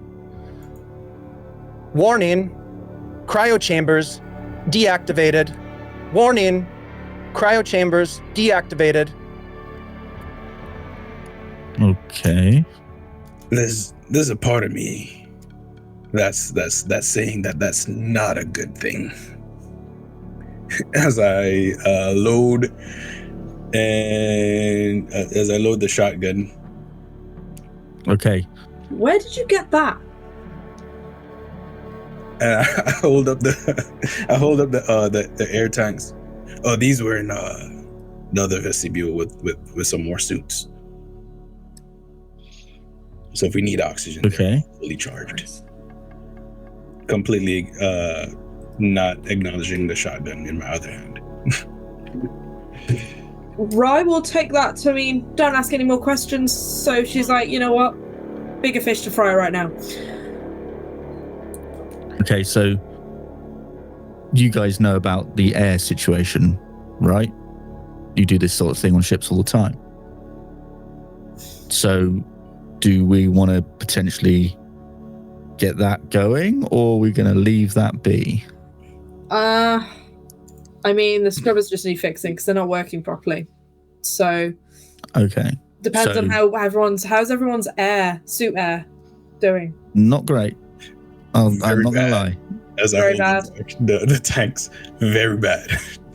Very bad, not great. either. Not great. Sounds like a either. flop sweat. And possibly worse because I'm going to have you guys roll another air supply check. Oh Okay. shit, okay. Right now, right this minute. Yep. I'm better off with one dice. Yeah, Thank it's true. It gets sweet easier Jesus. to be successful. Thank the corporate guards. Wilson's okay. Okay. I mean, Yeah, I'm good for now. also Cham does have 4 canisters, so he could potentially give one to each of you if he wanted to share. Doesn't have to. Or you might want to take them, depending on how dire things are. I mean, I'll pass them out. You know, to the worst of us. Still holding. No, that's 4 of us. No, yeah, that's 4 of us. I thought, I don't know, I counted 5. I'm sorry. It's It's a sneaky Black one box stowed away somewhere. I give everybody. No, just pass them out. Everyone has an extra air canister. Warning, cryo chambers deactivated. Warning. Yeah, again, Okay. don't think that's a good thing. Okay. the med bay. We might Yeah. need whatever they have in there right away. Just a thought. Weapons. Do we have any weapons on us Hell yeah, we do. besides the And I pull shotgun? out the flamethrower. It's not a Okay. flamethrower. It's a what is it? It's a flamethrower. Incinerator unit. I got Incinerator this. unit. Okay. Bolt gun. Bolt gun. Shotgun. I'll pull out the cutting tool. Okay. Great. No problem. Okay, well, if anything should happen, we can sort of defend ourselves. We'll be okay. What you got? I haven't got anything. Oh, sucks to be you. Let's go in the med lab. All right, so you guys make your way down to the med lab here. I'm gonna use the green so we can get all your guys off to the side here. All right, so here you're at the med lab. The door is sealed. As you look inside, there's a little window. You can see again some crystals on the window looking in, but they have started to melt, and it's just sort of like dripping some water down, making it a little bit obscured. There are lights that have come on inside of the med lab. And then, do you want to go inside? Yes. Yeah. Yeah. Okay. Yep. So you go ahead and hit the open button, and the door opens, and you get kind of blasted with this this rush of air that kind of shoots out. You get the sense that there's some sort of a air supply that was higher levels in here, and it just kind of like blasts you as you walk in. Again, you're still in these suits lumbering in, but the lights are on now, so you're not being your vision isn't obscured at the periphery. You look around this med lab, and you can see that there are 2 med pods that lay almost like operating tables, but with a sort of a glass covering. One of them is completely splintered and shattered. The other one is sealed and has a faint light from within. But you can't see anything inside because the inside of the glass covering is splattered with blood.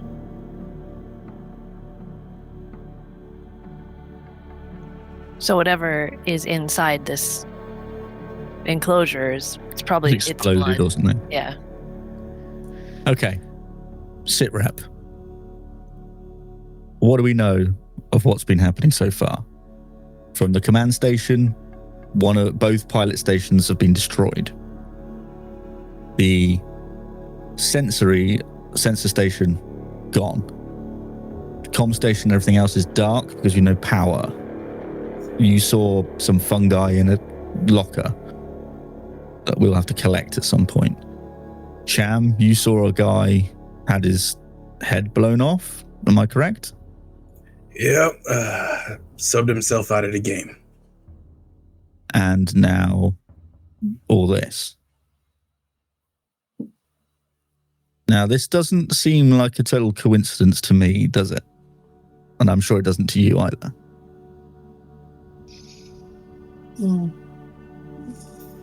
I mean, we weren't the ones saying, monsters or whatever. Looks at Davis. No. Something is in here. No, Something is. When I said that, I looked at Wilson and I was standing next to Davis and Ryan.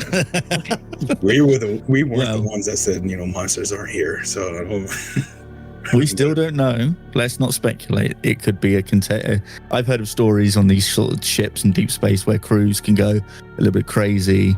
They can turn on one another. And lay weird fungus eggs? As you say that, and as you are having this conversation, some of you are possibly like walking about inside the med lab, and you can see that in addition to what I described, the two med pods, one of course completely shattered, the other one covered from the inside with blood. You can see that there are on the wall a row of large specimen jars, and they are filled with specimens, each of them containing some sort of creature. There are a series of smaller jars that appear to contain these strange fungal bulbous things that you had seen in the storage unit. You go to inspect to see if the things are in the jars are living or dead. How do you do so? Dink, dink, dink, like a Just little knock on one tap of them. it. Yeah. You just sort of it's like pong, pong, pong, and there's no response or movement. But it as you get closer, you can see they're not like anything you've ever seen before. These are smallish creatures, maybe the size of like a cat, but they have a bulbous head.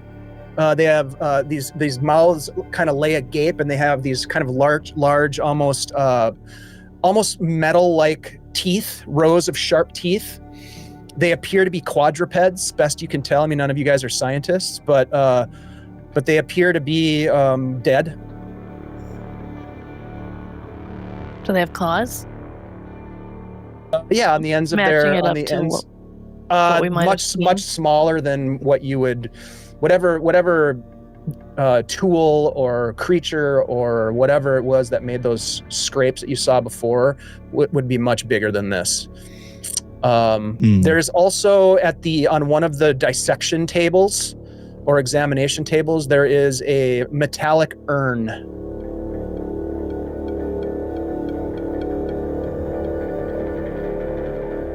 okay. But at least Does it look like? Go on. at least we don't actually have to get the samples ourselves now. It's true, but That's a good do point. we really want to bring these samples back to our ship? This ship could be our ship in a matter of minutes, hours, days. I don't know. We're not even They're all home. dead, so it's not a problem. But the company would pay for these specimens, I guarantee you that. They certainly do know where to get us. Hey, I'm just saying that these things would have a hefty price, and this could be, top dollar. If we can find someone to transport these back, to take some of these back, then at least we can make it worth our while. I guess a couple of eggs couldn't hurt. As you say Nobody that, ever. As you say that, you guys all turn as the door to the med bay closes, and you hear a voice come over the comms. We'd like to know who the fuck you are and what the fuck you're doing in our med lab. You're breaking the security protocols and containment. This is Security Officer Reed. Identify yourselves now. See? And then I kind of push Wilson forward. Okay, I'm Wilson. I'm with the company. We were sent a distress call and come to investigate, and this looked like it was a dead ship. We were here to repair it and tow it back. For all intents and purposes, Wilson, this is a dead ship. Somehow we were pulled out of hypersleep. Fuck. What? The company? Which company? Wayland Yutani? The company? And is that your ship? Yes. The one Yes, that's the Montero. floating away right now? What? Yes. Whoa. Floating away? No, that's not where we parked it. Might have a problem. Everybody is going to get an additional point of stress here as you get Oh, I this wonder why. news. This has nothing to do with my maneuver, by the way, you guys. just immediately on the comms to what is Captain Is it Miller? Miller. Yeah, Miller. Captain Miller. I was gonna say Montel Jordan. Close. Captain. Could be. Captain is there a reason the ship's floating away? Hello? Hey.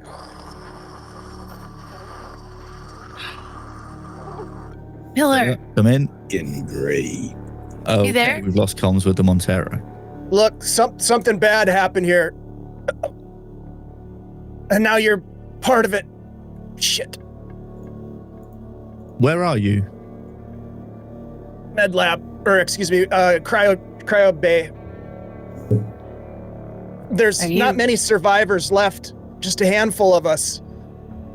We were hoping to sleep it out until we were rescued. You're a hell of a rescue team. Sorry. Sit tight. We'll try and get to you and see what we can do if you'd let us out of this place. As you say that, you hear a on the inside of the cryopod that's still sealed. Something slamming against it.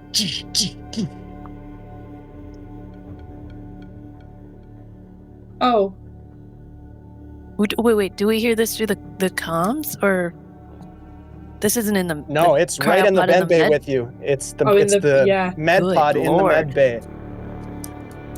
You The- guys all So where we instinctively are look now? over and you can see One. something struggling inside of the med pod. Nice. Lock and load. Wait, is this the one that exploded? Which one is this? The That's one the that's other one, is sealed it? with the blood in it. Oh, So it's Davis, hitting. I think you should light this thing up. Just so it stands back. can you remind me how big this pod is that has the blood inside of it? It's a human-sized pod. It's something that you would put an injured person in to conduct Okay. some sort of healing, maybe surgeries, that kind of thing. Yep, firing up the incinerator unit. Okay, sweet. You can give it a blast. Wait, it's a small contained environment. Do we want to smoke it while there's not many people in this close quarters? I mean, how close are we? Is it a small room? Is it like 10 foot by 10 foot? What are we talking? It's bigger than that, I would say. Okay. Its scale is relative. I would say, 2 by 2 meters. So Okay. That's not it's big.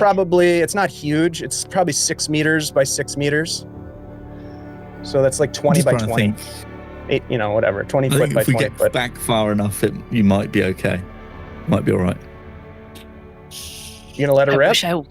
I wish I was driving right now, and I will get everyone back. The Okay, pilot so you're is gonna make a ranged attack, soldier Davis. this So Yes. Yep. So you're going to make an attack using agility and range. So that's 7 black dice, and then you're going to add your current stress level, which is 3. So you're going to have those in there as well. Here we go. Some of it's cocked.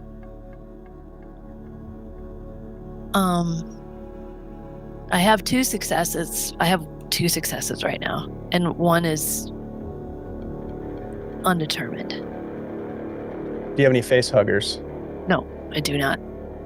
Okay. All right. So you blast it with a plume of fire, just, and the flames start to like lick across the surface.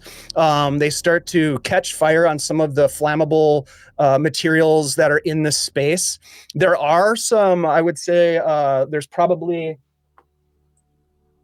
there are 4 small fire extinguishers in this room, but the place starts to light up and things are starting to smoke a little bit.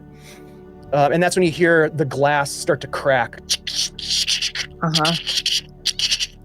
And with that, I'm going to bring us into some initiative order because things are about to get very interesting here. And with that said, we have initiative cards here. I'm going to change up the music a little bit here as well. And what I'm going to ask you to do is, as I draw your initiative card, to add your initiative in the initiative tracker for me. And let's see, I should probably have something for them. Let's see, sure. There we go. We'll just go like that. Okay. And let me add that to the initiative as well. All right. I just looked at the initiative track and what's popped up. Yeah. That's kind of what I thought it was going to be, to be honest. So. Well, don't worry about that. That's actually not what it is. I should probably get the right. I'll get the right one. See what you saw. You guys are being so literal. You're so literal. You can read. Initiative. I mean, it's not going to be a clown, is it? None of you would know what this is. It's just a guy who had a really bad nosebleed, and now it's setting him on fire. He's having a bad day. Some bad takeout. There we go. All right, so now we're into it. That's worse. Yep. All right. No better. So here we go. So Wilson, you're at number 2 in the initiative order. The 2 spot. Let me just double check. Yep. We'll go Rye, you're 7. Cham, you're 8. And Davis, you're 4. And then this thing gets 2. So it's going to go at 6. We'll go like that. And it's going to go at 9. What? Super duper. No. Yep. What? No. Let me just check something here. Initiative goes from low to high. So Wilson, you get to go first. So what do I see? Smoke in the room. Well, you see a lot of smoke from the burst of fire. Some flames are licking around and causing things to ignite. So you've got fire in here. All 4 of you are sort of like dispersed throughout the med lab in various locations. None of you being in the direct blast of the fire, luckily. At least Davis gave you a little bit of a warning on that. Cool. And yeah, that's basically what you see. And then you hear the glass crack and shatter. Okay, I draw my pistol and aim it at whatever I see in the smoke. I thought you didn't have anything.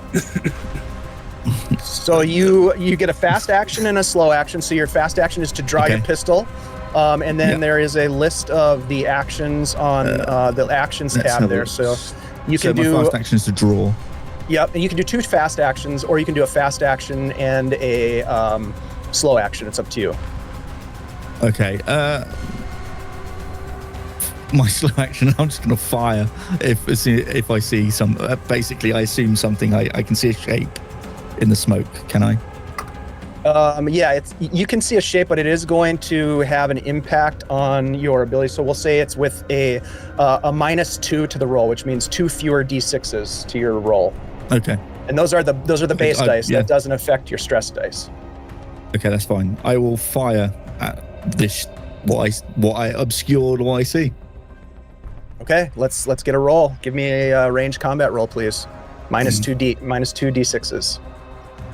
Okay, so that's going to be 2d6. So my agility is 4, so that goes down to 2. Is that what goes down? Yeah, so basically you would be having a dice pool of 4 plus ranged combat is 5, but minus 2 because of the obscured, so it's going to be 3. 3. Ooh. Yep, and then you're going to roll your stress dice. That. You have to roll 3 stress dice as well. So 3 black dice and 3 stress dice. Is that what I'm rolling? Just to clarify? Yes. Yep. Okay, let's go. 3 successes. Yeah, but you rolled a face hugger. And a face hugger. I so, did. what that means is you are going to, first of all, you're going to roll on the panic table. This is our first panic. Yeah. I should say this too. So for narrative's sake, you raise the pistol and you unload the clip. The whole clip, just boom, boom, boom, boom, boom, boom, boom, boom, boom, boom, boom, which is very fitting. So your clip, your pistol's empty. You are going to take a stress. So you're going to add 1 more stress. So you're at 4. Lovely. And then you are going to need to roll on the panic table. So the panic table is a D6 plus your current stress, which is a 4. So let's roll it. Yep. What am I looking at there? Am I shouting out numbers? That's 10. I just need a D6 roll from you. Oh, a 3. A 3, so 3 plus 7. Nervous twitch. Your stress level and the stress levels of all friendly PCs in short range increases by 1. That's everybody.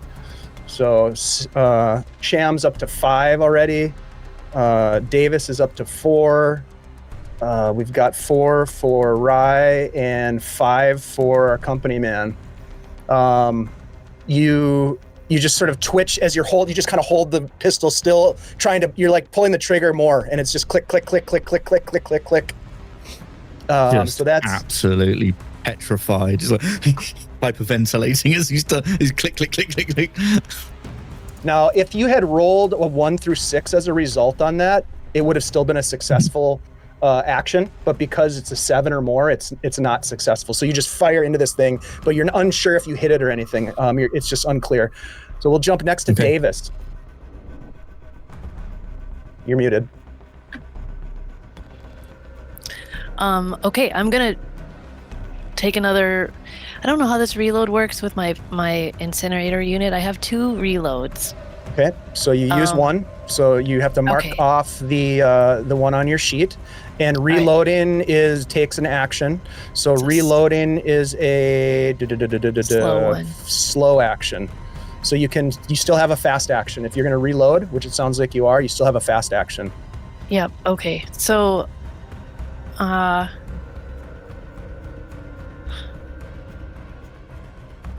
is it using an item? Could I use the incinerator unit, or is that firing? That would be firing. Shooting firearm. Okay. I might try to move to if I feel like I need to move to a better position. Where would that be, do you think? Further away from these 3, and maybe if I can get just a better shot. Otherwise, I'll just stay where I am and reload. Honestly, the best position would be to get the fuck out of the med bay. Well, I mean, that would be the Wilson's best losing his mind, so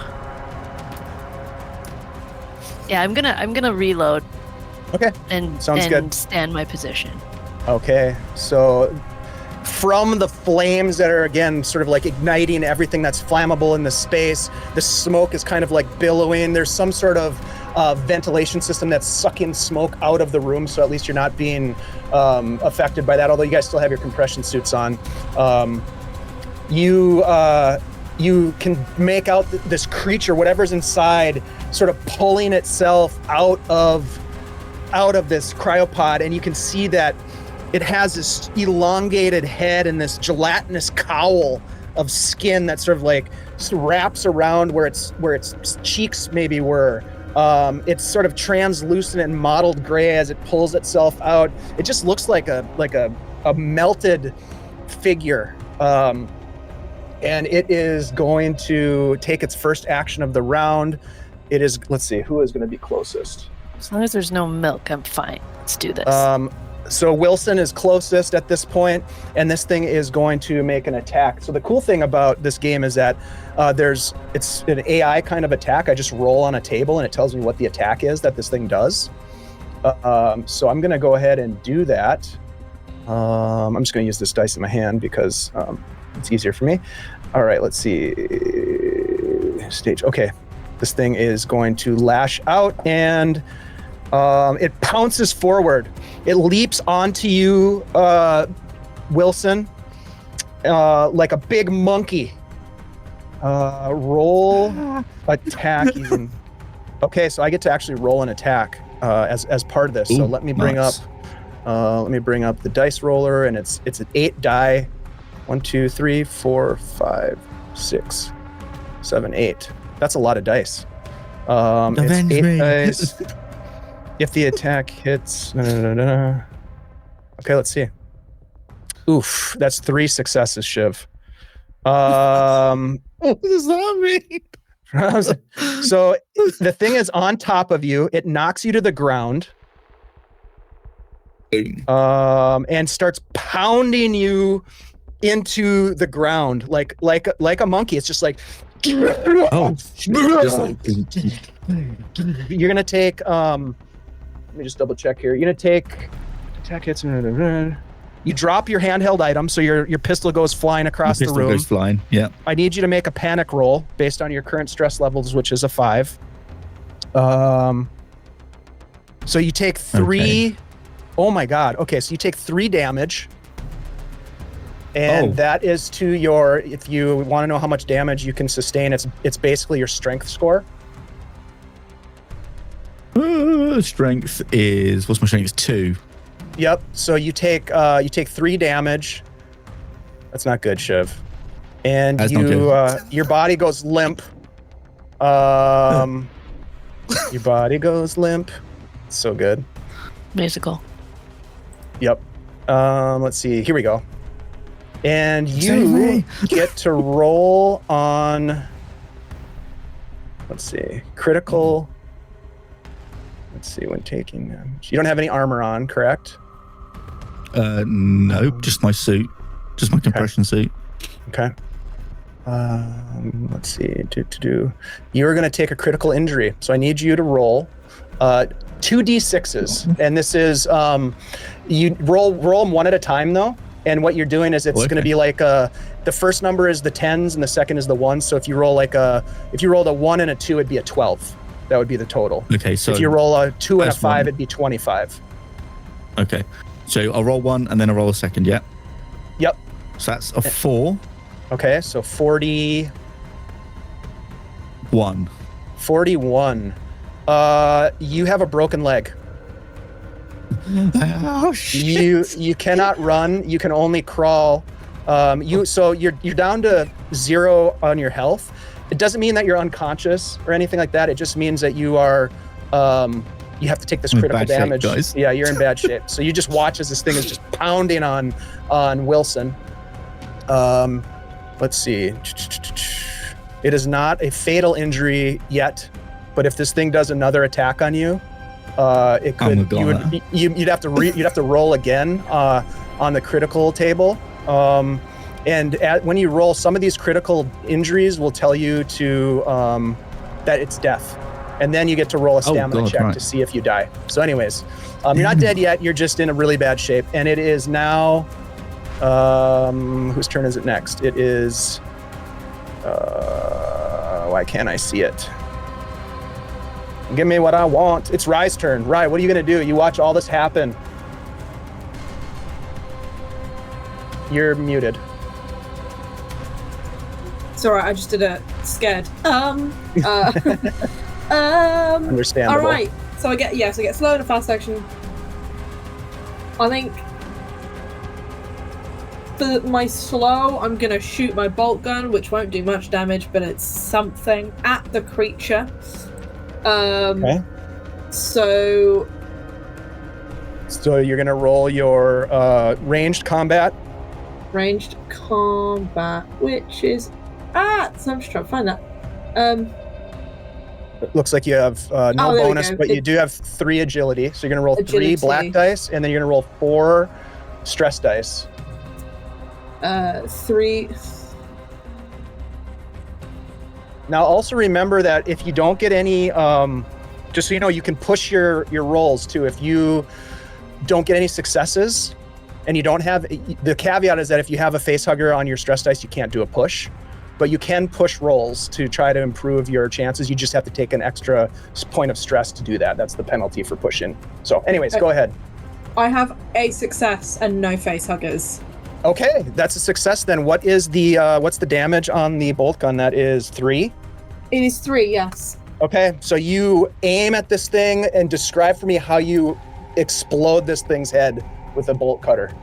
Oh, okay.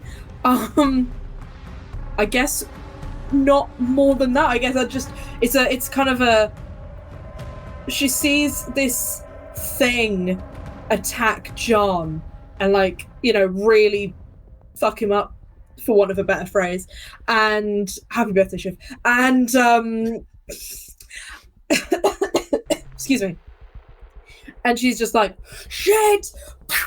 And without kind of really thinking, but then yeah, it just kind of hits it. And so I imagine now that John is traumatized, critically injured, and now covered in fun alien blood.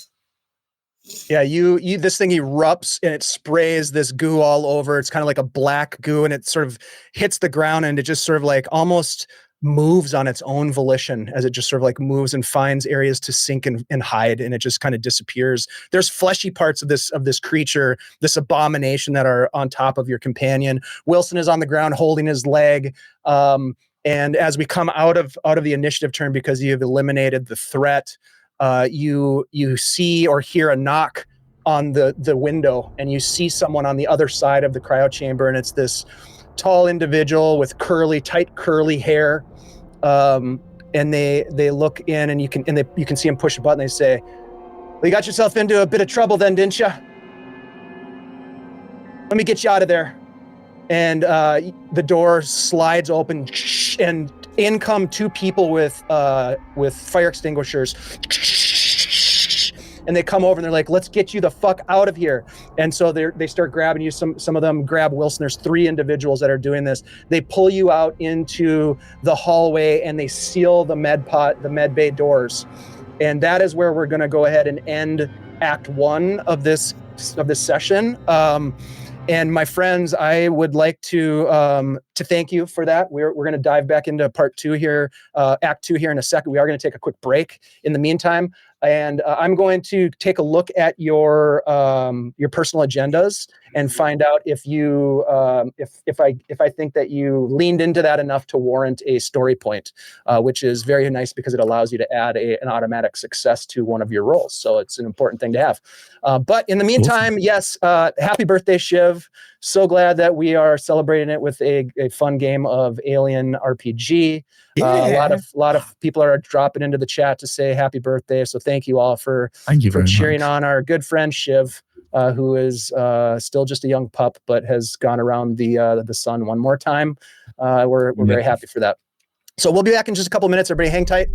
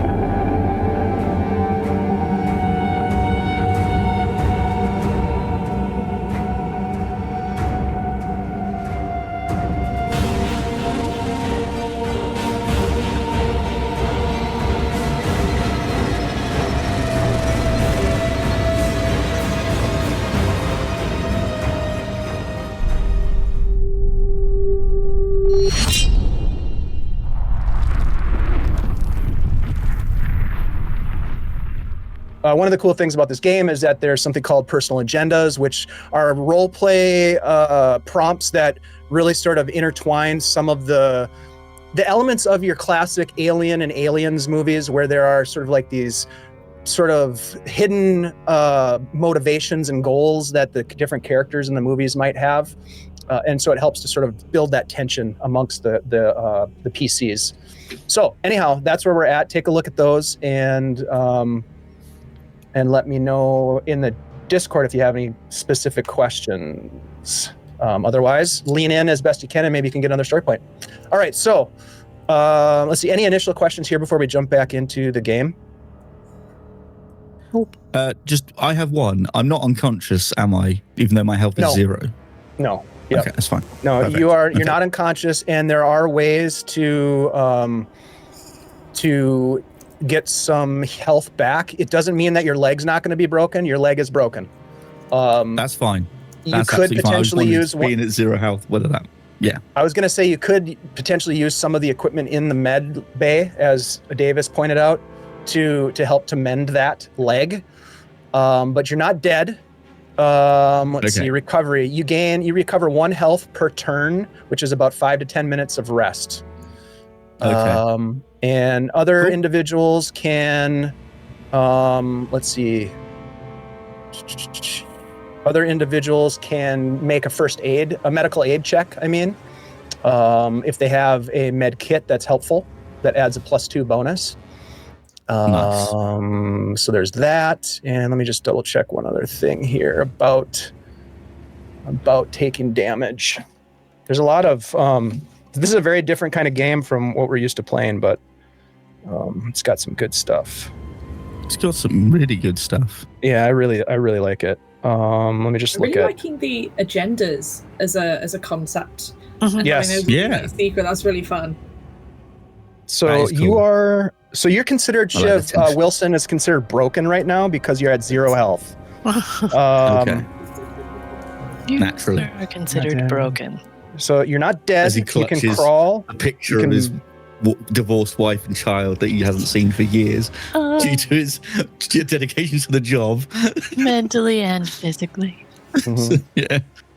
And first aid. Jimmy's okay. Interesting. The first aid only works on people that are broken. So if let's say you were down 1 or 2 health points and someone used a med kit or a first aid roll on you, it wouldn't help. It wouldn't do anything. It will only do stuff if you're at 0 health. So that's kind of interesting. Okay. Keep that in mind, guys. This man is broken. find a He med can be pack. fixed. Yep, he can be fixed. He can be brought. He So he can can be come brought back. The thing about being at 0 health is if you get hit again, it's an automatic critical. So you don't want to be hanging out at 0 if you can help it. Okay. I'm pretty good at medical aid. If we can find a med pack on top of that'd be wonderful. Well, So yeah, I roll the body of the thingamabob off of Wilson. You guys have actually, so all that stuff happened at the end. These people came in with fire extinguishers. They put out the flames. They grabbed Wilson and pulled you guys all back into the hallway and sealed the doors. And so I think where we'll start this act is you guys are up in the bridge. And you're surrounded by a couple of people. You've hobbled Wilson up there. Go ahead. I was just gonna ask. Would it before they haul us out? Would have I had any time at all just to take a quick peek at it, just to see like what it is? Because obviously we'd never seen something like that before. So yeah, it looked like. I would say yes. You probably could give me a let's see, what would it be? Let's do an observation roll. So for you, that's going to be 3 black dice, and then you're going to roll 5. You're going to roll 5 stress dice. this is great. Wow. Okay. Yeah, no successes, and then two face huggers. Oh no. Okay, so you are automatically, as you look at this thing, it scares the shit out of you, and you are going to take an additional. You're up to 6 stress now. And you are going to make a panic roll, my friend. So go ahead and roll just a straight D6 and then add 6 to it. It doesn't matter which dice, it's just a D6. Yeah, I would roll one of the black ones because it has 1 through 6 on it. But it doesn't matter. A 4? 4, so 10. 10 total. So you just freeze. You're frozen by fear for 1 round. You lose your next slow action. Your stress level increases by another 1. That's crazy. Okay, so you're in the stress spiral right now. And the stress level of all friendly PCs in short range increases by 1. Here's what I'm going to do. Everybody, so Davis, Rye, and Wilson, go ahead and give me a mobility roll. And if you're successful on the mobility roll, hold on, let me do this. If you want to take a stress point, you can just take a stress point. No problem. Or you can make a mobility roll and try to not take a stress point, but the risk is that you might roll a face hugger and have to make a panic check. So you have an option. You can just take a stress point and be like, good, I'm stressed, no big deal. Or you can roll mobility and try not to take a stress point. Wilson's at 5 right now, Rye is at 4, and Davis is at 4. And Cham is at 7. Can you reduce stress? Yes, absolutely you can. Yep. Once per act. So you can interact with your signature item to reduce your stress by 1 point. That would be one way to do it. I'm gonna roll. Okay, here we go. So that's okay. Let's do it. Cool. That's a success. Success. Yeah, so you're good. You don't take stress, and you're out the door. What about you, Wilson? Do you want to roll, or do you want to just take a stress? I'm going to roll for it. I'm going to go for it. Okay. Ooh. 1, 2 successes on the black dice, and 1, 2, 3 successes on the yellow dice. Success is a success, regardless of the color. As long as you didn't get any face huggers, you're good. So no stress for you. And what about Davis? 5 successes. I'm just gonna take it.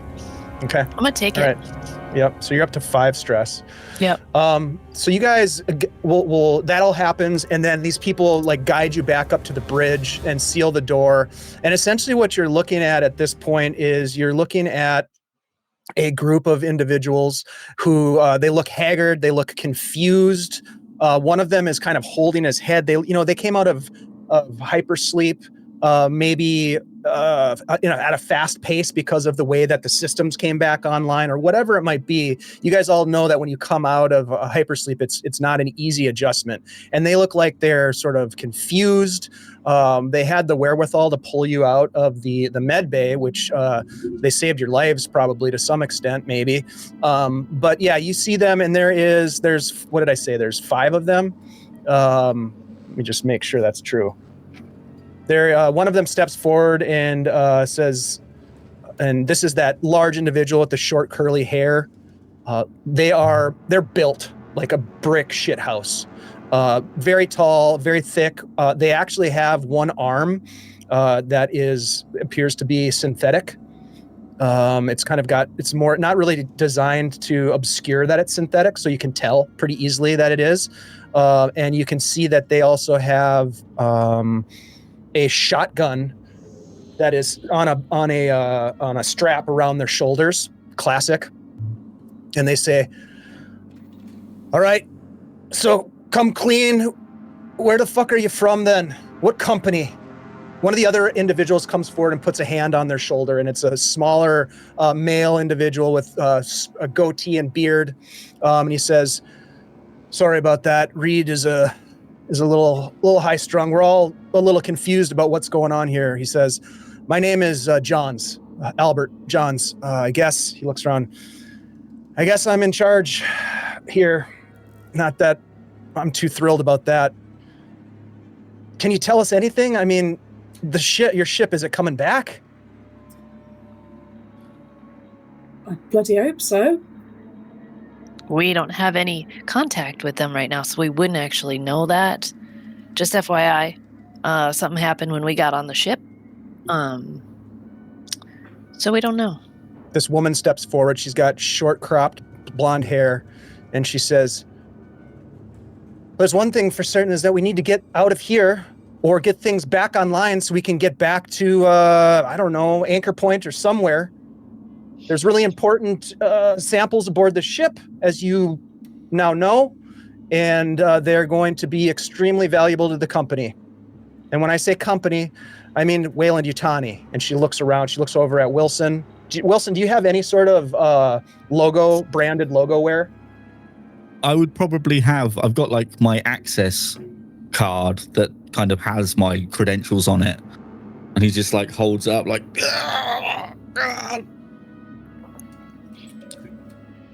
The company will pay a small fortune for all of this, so just bear that in mind, everyone. Listen, you guys have anything that we can do to help him out? He's obviously in pain. Do you want me to go run to like do you have another med lab or anything where there might be some things to help? Well, the only med lab we have is the one that is the one that you were visiting. This guy steps forward. He presents as somewhat Asian in appearance, and he says, "Name is Flynn. I'm the medic here. Let me see what I can do." And he pulls forward a med kit and hands it to Rye. Maybe this will help. So, yeah. Rye, if you would like to make a roll, you could to do this. Now, basically, what you'll be doing is you will be making a medical aid roll. You're going to get plus 2. So that means you add 2 additional black dice to your dice pool. So you're going to have 3 plus 2 plus 2. So you're going to have 7. 7. But you're also rolling stress dice. So you're going to roll 4 stress dice. 4. Yep. 11. 7. And the health regained will be the number of successes that you roll. So I got 4 successes and 1 face hugger. Okay, so let's do the face hugger first. So you are going to take an additional point of stress. You're at 5 now. And I would like you to make a panic check. So you're going to roll just a d6 and then add 5 to it as you take stock of, and maybe the injuries to Wilson are worse than you thought. Can I use my talent? Absolutely.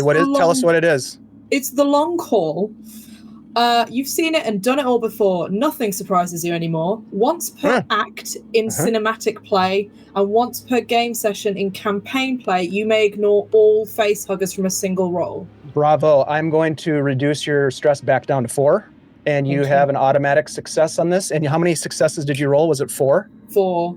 Okay, so Wilson, you are, for all intents and purposes, back up to your full health. So you're back to 3. Back to 2. Back to 2 is 2. my health. Yep, back to 2. Yep. Your leg is still broken, but we'll say with that epic roll that with the Dr. Flynn's help, Rye and Flynn set it. It hurts, but they set your leg, and they put a splint on it. They're able to fashion a makeshift splint to help you so that you can at least hobble around. You're going to be slower than you would normally be, but you can hobble, and it's going to be painful. They do have some pain meds. And the doctor reaches into his pocket and pulls out a small little like a prescription container, one of those plastic prescription containers, and he pulls it out, and the rest of you can see that he pours out 3 of these pain pills, and he gives them to you. He's like, "Take these; it'll cut the pain." Bang! Takes them straight away. Yeah, no water even, just chokes him down. Yeah. Davis peeks into the med kit too, while everybody's focused on Wilson and his bone setting. See if there's any, anything stims of any sort. All right. You look in there, and there are no medicines in there, but Flynn catches you, and he's like, "Do you need something? Are you okay?" Oh, yeah, I'm good. Nothing to worry about here. Okay. Everybody else all right? He puts the cap back on the pill case and puts it in his pocket. Look, we're not sure exactly what happened, but some bad shit went down, and it's sort of starting to come back to me. you can scan around and you see the woman who was talking about getting the ships going and get it back to anchor point. She is kind of pacing back and forth like she wants action. The guy who identified himself as in charge, Al Johns, he's sort of sitting back down and he's got some sort of a water that he's drinking out of a bottle. You look over at the tall, sort of bulky, big woman who has the synthetic arm, and she's sitting on one of the consoles, just sort of like watching the four of you. The medic is busy kind of helping out. And then there's an individual over in the corner who's just like holding his head. He's just like, we should have never come out of hypersleep. This is bad. I would like everybody to give me because we didn't do this before, give me an air supply check. Or we could say that you guys the air is back on. You can see that I guess I'll leave this up to you guys. The air is back on. None of these people have compression suits. They're just, in their flight suits and their attire. The life support system panel is up. You can definitely see the roughnecks as you would look at it. You can see the scrubbers are impaired. They need to be fixed. So the oxygen levels are low, but not to the point where it's dangerous, but probably not sustainable until the scrubbers are fixed. And then you do have those 4 additional backup containers that you could start using if you want to, or whatever you want to do. So I don't know. Those are some options for you. Wilson, what do you think? Are you going to, you probably would have had to take your suit off at least for the medical care, I'm thinking. I would say so. Yes, yeah, I would say because my leg would be broken, probably a compound fracture. So I would have thought it's got to come off. Yeah. So you took off your helmet. They got down to expose the injury, and you're just like, you breathe in and you can breathe. It's not probably feel a little bit struggling because of the air quality is quite low, but still okay. Yeah. They describe it as like stale. It's like stale air. Yeah. Yeah. Just like, how about you, Rye? What do you want to do? Do you want to leave your compression suit on, recharge it, or make a roll for air supply? Great band. I think she's going to keep it on for now. Okay. And do you want to plug in the spare kit, the spare tank, or do you want to just make a roll? I'll plug it. I'll plug in. I'll plug in just to. Okay, so you're back up at 5. 5. And we won't have you roll right now for that. You've got full air. What about you, Cham? What do you want to do? I'm gonna take off the helmet. Okay. I think. Kind of save my basically 6 for for later. Yep, gotcha. Because you've got the full one, and then you've got the one that was at 1. Yeah, same kind of thing. You take a breath, and it's sort of stale, and it kind of smells and tastes stale, but you can breathe. What about you, Davis? Davis will take hers off too. These things make me so claustrophobic. And bank the 2 for later. Okay. All right. So you take it off. You set your suits down. Now, these aren't big suits that you can carry around very easily with you. So you'd have to probably just leave them for now in the bridge where you guys are at, which is fine. We'd have to take the whole suit off. It doesn't have a detachable helmet or anything. We could say that it has a detachable helmet. So you can leave the rest on. Sure. Yeah, that's what I was imagining. That works. See my pajamas. Yeah, ultimately that's not super critical yet, but it could have been. Yeah, I like that better. So you have you take the helmet off, but you've still got the suit on. Probably for Wilson, however, the suit is fully off because they had to get to your leg. I would have thought my suit's completely damaged as well after the beat down. Can I change my mind? Yeah, peer pressure. Yeah, you can change your mind. Yeah, I'm gonna obviously the oxygen's plugged in and everything, but I'll decide. I'll see everyone else taking the helmets off and going. Yeah, probably best to save this and just take the helmet off. All right, I like it. All right, so yeah, you pop it off, pop off the top of the suit, and here we go. So the Al Johns kind of sits down while there's some people that are looking confused. There's one guy over there kind of holding his head. There are the large security operative with the synthetic arm is just kind of like giving you guys a stare down kind of thing, and Johns is like, so I don't know how much you know about our mission, the Kronos mission. He looks at you. I don't know how long we've been out, but a decade, maybe longer. A lot longer, I think. Got a pretty old ship. Yeah, we were on a research mission, scanning deep space for useful things for the company. Let's put it that way. And he looks over at the blonde with the cropped blonde hair, who's just sort of like glaring at him. And then we found something on the 26 Draconis system, a little satellite called LV1113. This means nothing to you, to any of you, probably. Some sort of civilization or ruins of some kind. And that's when the woman her name is Clayton. That's the woman with the short blonde hair snaps. We were on an archaeological mission. And he just kind of looks at her and like nods. He continues, something got on board the ship, a contagion of some kind. The scientists developed a vaccine based on some of the indigenous materials that we found within the ruins, and we were all inoculated by it, hoping that it would prevent infection. Those who weren't inoculated didn't make it.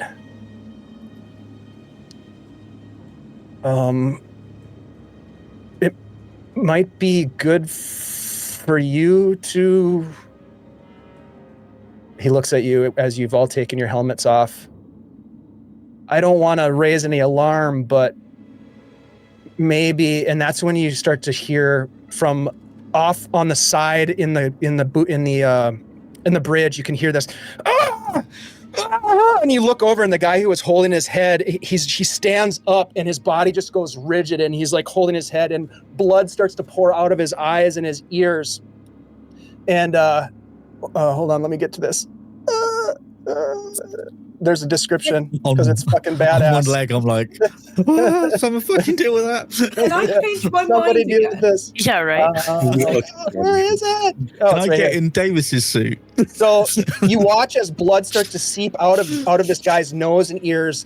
His bloody eyes roll over white as he starts to convulse and writhe against the wall, and he's like smacking up against the wall violently, and everybody else kind of like stands back and sort of moves away from him. You notice that as they're all backing away, and some of them rush up and like one of them rushes up, Johns rushes up and tries to like control him, and like, and he gets smacked by this convulsing individual, and he falls backwards, moving away. And then there's this sick pop and a bloody splash across the entire bridge as his eyeballs launches from his face and smacks into Davis. Just boom, an eyeball right into Davis as all this is happening.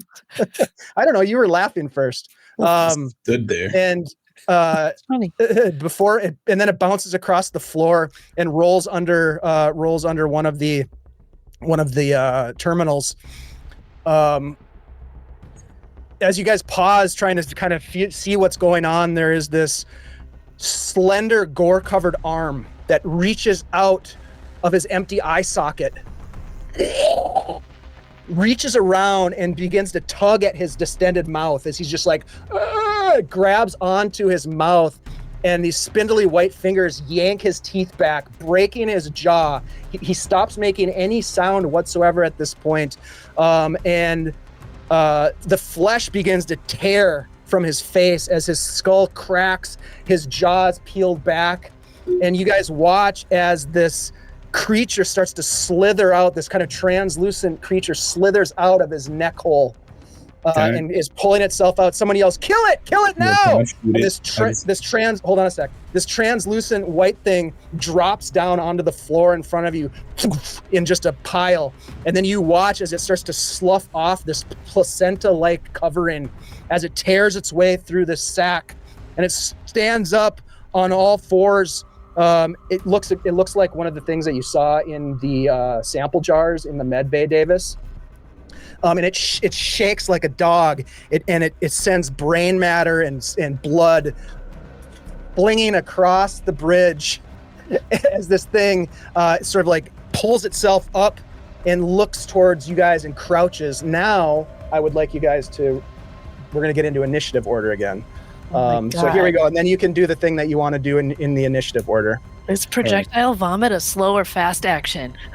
That is probably pretty fast, honestly. Yeah, I think That's it would one be of 'em. fast. Yeah. Projectile. All right. So remember, yeah. for me to when I draw your card, just add that into the initiative tracker there. Okay. Yep. So all right. So we'll start with Wilson. Wilson, you're at 8. Rye, you are at 5. Cham, you're at 10. Get him, Cham. Davis, you're at 6. And let's see, when does this thing go? This gets to go 3 times. Oh my god. Okay, so this thing's gonna go at 1, 2. Oh fuck, 1, 2, and 3. Shit. Right. All right. Oh man. So let me do this so that I can keep track of that. We're just going to leave this here, and I'm just going to go 1, 2, 3. Okay. So what did I say? Is it low to high? I think it is. All right, low to high. You said, yeah. Yep. All right, so luckily I don't have to control what this thing's going to do. I just roll a d6. Not me. My Yeah. other leg. All right, here we go. I don't think he's gonna go for your leg. Shit. It needs new eyeballs. Let's see. Please, fingers crossed. Everybody, you know what? Let's have everybody do a quick mobility check. Oh my So god. roll mobility and make sure you add in your stress dice. It's mobility. Is it just mobility or agility and mobility? It's always the stat and the Okay. skill. Yep, So that if- creates your pool. If my skill is blank, I'm to assume That's a that I 0. don't have. Okay. Yep. That's great. That's great. Oh, that's great. Ooh. So 4 successes, 1 face hugger. Okay, and you're Yeah. currently at 5 I'm plus now at 1. 6. Stress, You're now I at see. 6. So go ahead and give me a panic roll, Shiv. This is getting dicey. Quite literally. That's a 5 plus 6 is 11. Uh-oh. You get the seek cover panic, so you must use your next action to move away from danger and find a safe spot if possible. You are allowed to make a retreat roll if you have an enemy at engaged range, which you don't currently. Your stress level is decreased by 1. That's interesting. So you're going to go back down to 5. However, all friendly PCs in short range increase by 1. So that means Cham's going to 8, Davis is going to 6, and Rye is going to 5. All right. So that's what you're gonna do on your next turn is use your what did I say? Use your next action to move away. Basically just retreat. Yeah. Yep. All right, Rye, how about you? What did you roll for your mobility? Tony. Oh, sorry. I got nothing. I got no successes, but also no face huggers. Okay. Good to know. Good to know. Good. All right. That's good. That's good. Yeah. For now it's good. Cham, what did you get? I got 1 success. No face huggers. Okay. All right. And then Davis? I got 2 successes and a face hugger. Oh shit. takes Okay, me so to you're 7. gonna be at 7, and I would like Classic you to make Davis. a panic roll. Classic Davis. Yep. Now, let me just double check something here. What do we add to our panic roll again? It's just a D6, and then you add your Yeah. current stress, so you add 7. Oh, okay. That's 13. Ooh, 13. That's not good. Vomit 13. for all. You flee. You just can't take it anymore. You must flee to a safe place and refuse to leave it. You won't attack anyone and won't attempt anything dangerous. You are not allowed to make a retreat roll if you have an enemy engage rage when you flee. Your stress level is decreased by 1, but every friendly creature who sees you run must make an immediate panic roll. So you're gonna drop down to 6. Peace And out. we're gonna I guess we're gonna do the panic rolls. I need Shiv. I need Wilson to make a panic roll, please. Okay. And you're adding 5 to this because you're at 5 right now. Okay, this is the spiral. A 7. 7 total. Nervous twitch. Mm-hmm. Your stress level. Oh my God. Your stress level and the stress level of all friendly PCs in short range of you increases by 1. We'll say Davis fled, so Davis is out of close range. We'll say, but everybody else is. Rye is going to go up to 6.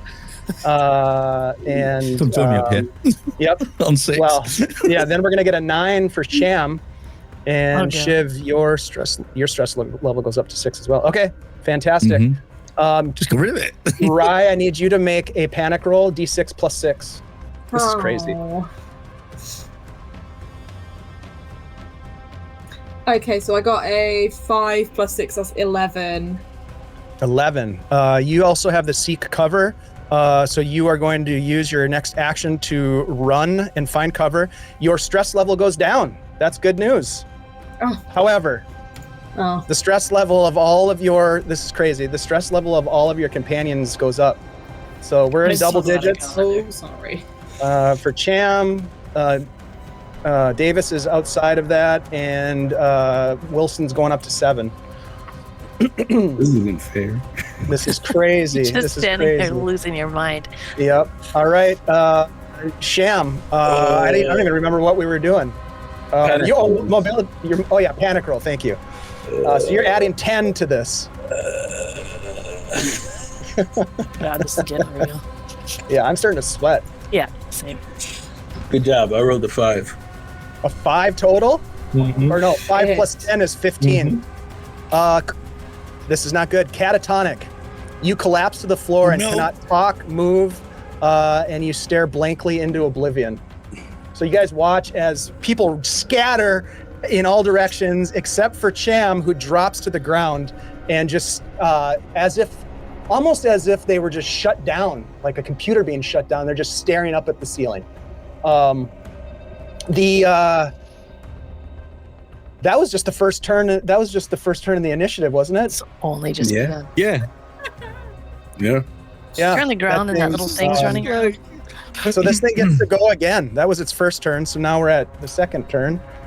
That is a. Oh no, we didn't adjudicate the thing. We did the mobility roll. So, Rye, this thing lunges at you, and is going to make a throat bite attack on you. And I'm rolling 8 base dice.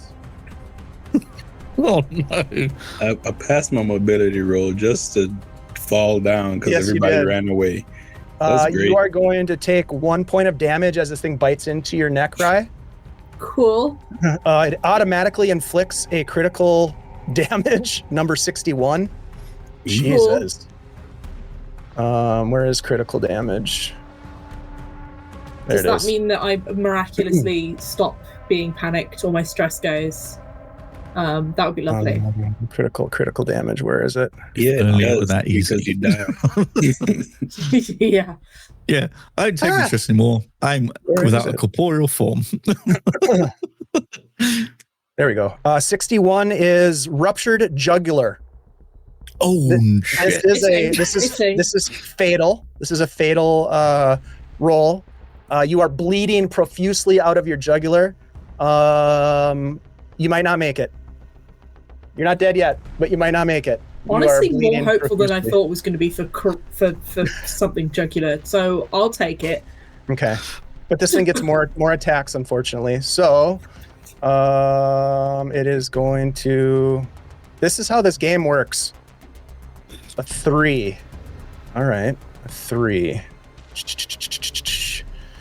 The 3 is With a snarl, this thing looks up from its position on Rye's shoulder. It takes a big bite out of their jugular, and then it looks over at the rest of you, and it jumps off and scurries up one of the vents and disappears in one of the vents. You guys look over, and Rye is bleeding out. Cham is on the ground, staring catatonically up at the ceiling. We are let's stay in initiative order to see what happens here. Okay. And so that brings us to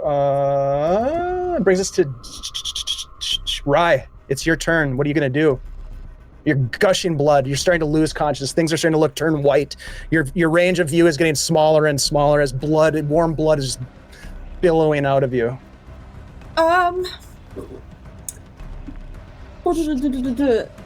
Can I first aid myself, or is that only on? I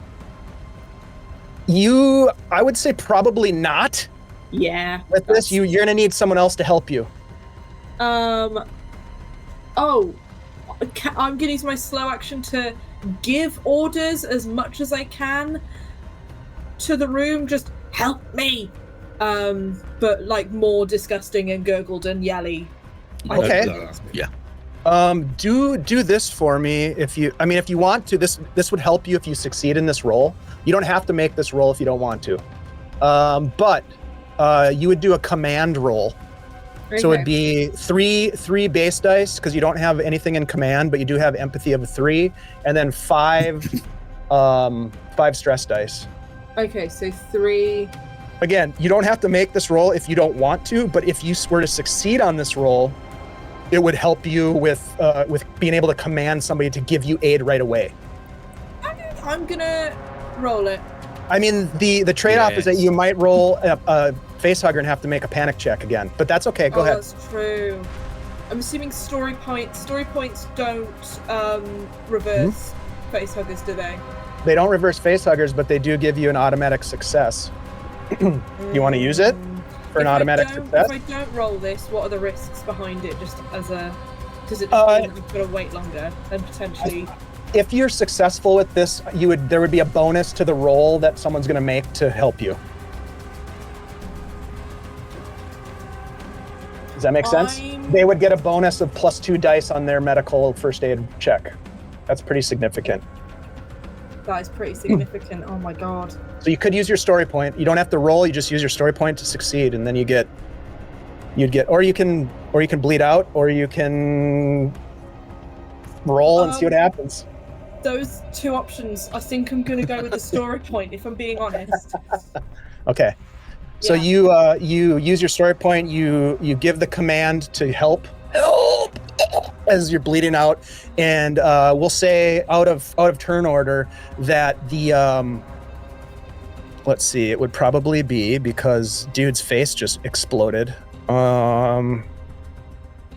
It's not going to be that guy. It's going to be Doc Flynn. Doc Flynn races over to where you're at, sets you down in a chair, and starts. Keep pressure on it. Help me. And the Marine type woman comes over, and she puts her big paw on your neck to cut off the blood supply to that artery to slow the. And he gets out some sort of a device. I don't know, some sort of a device that he uses to kind of like suture some of the torn arteries. Who knows? And so they're working on that. Let's go to Davis. Yeah, I got GTFO. You're running. Yeah, you ran out. Okay, cool. Can I come to and turn around, or do I? How long does this panic? Let's see. Happen? Let's go to the panic table. You were doing flee, was it, or seek cover? I can't remember which one you had. I don't think I was seeking cover. Okay, you had flee. You must flee to a safe place and refuse to leave it. So this is an ongoing. This would be an ongoing effect. So you would need someone to come and like do a command check on you to pull you out of the panic. So you are somewhere hiding. You're cowering. Probably, I don't know where you would be. You'd maybe be maybe behind the comm stations, like hiding underneath one of the consoles.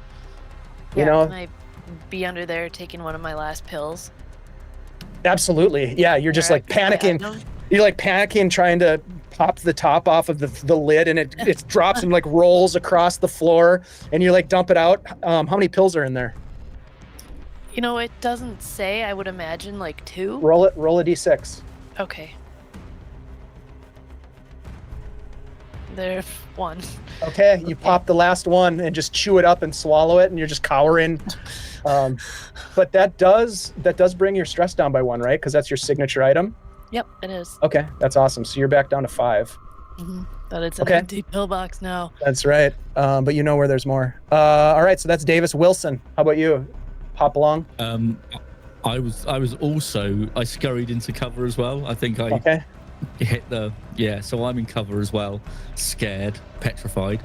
It's not the same cover as Davis, is it? No. I think we would have gone in opposite. Well, she fled and I was just still in the room. Yeah. So I'm like in a corner somewhere, just like crapping my pants. Okay. This, from what we know of, this thing's just gone. It's in the air. It went up. Yeah, it went up in the ducts and disappeared. You heard it kind of like ding, ding, ding, ding, ding, ding, ding, okay. Disappeared. Okay. I think if I could, who's the nearest person to me, like that's not one of our party, one of our group? I would say probably at this point it's going to be John's, the de facto leader of this group. I'm going to try and if you will, try as I describe it, trying to do sort of like a manipulation thing to try him to get to help Cham to come round. Be like pointing at Cham, like, we need him, he's got the shotgun, we need him kind of up and out already.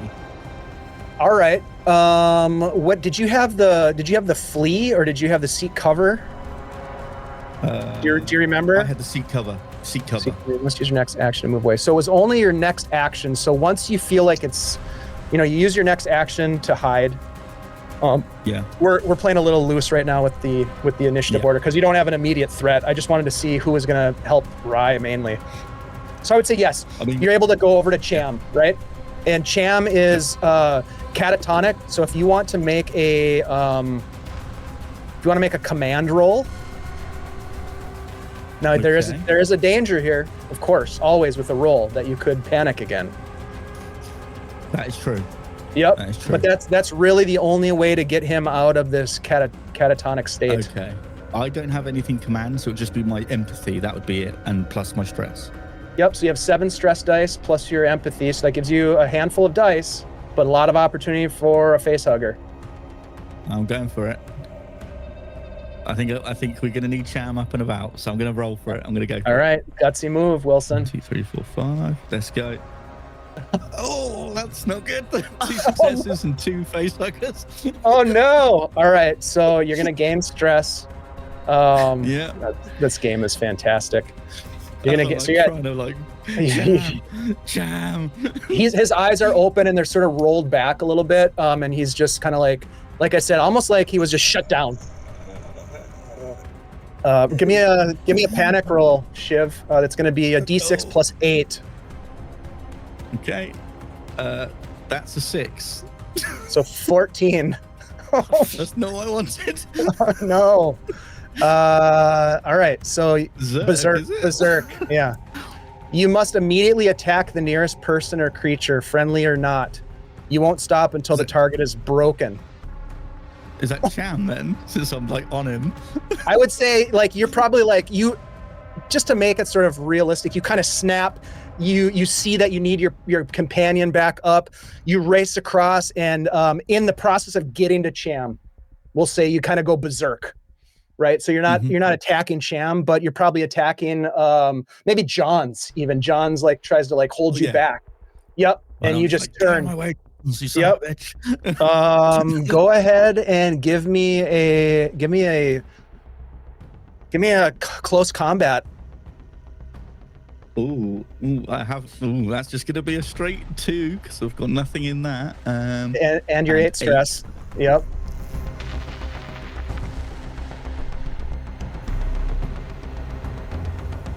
Yep. Here we go.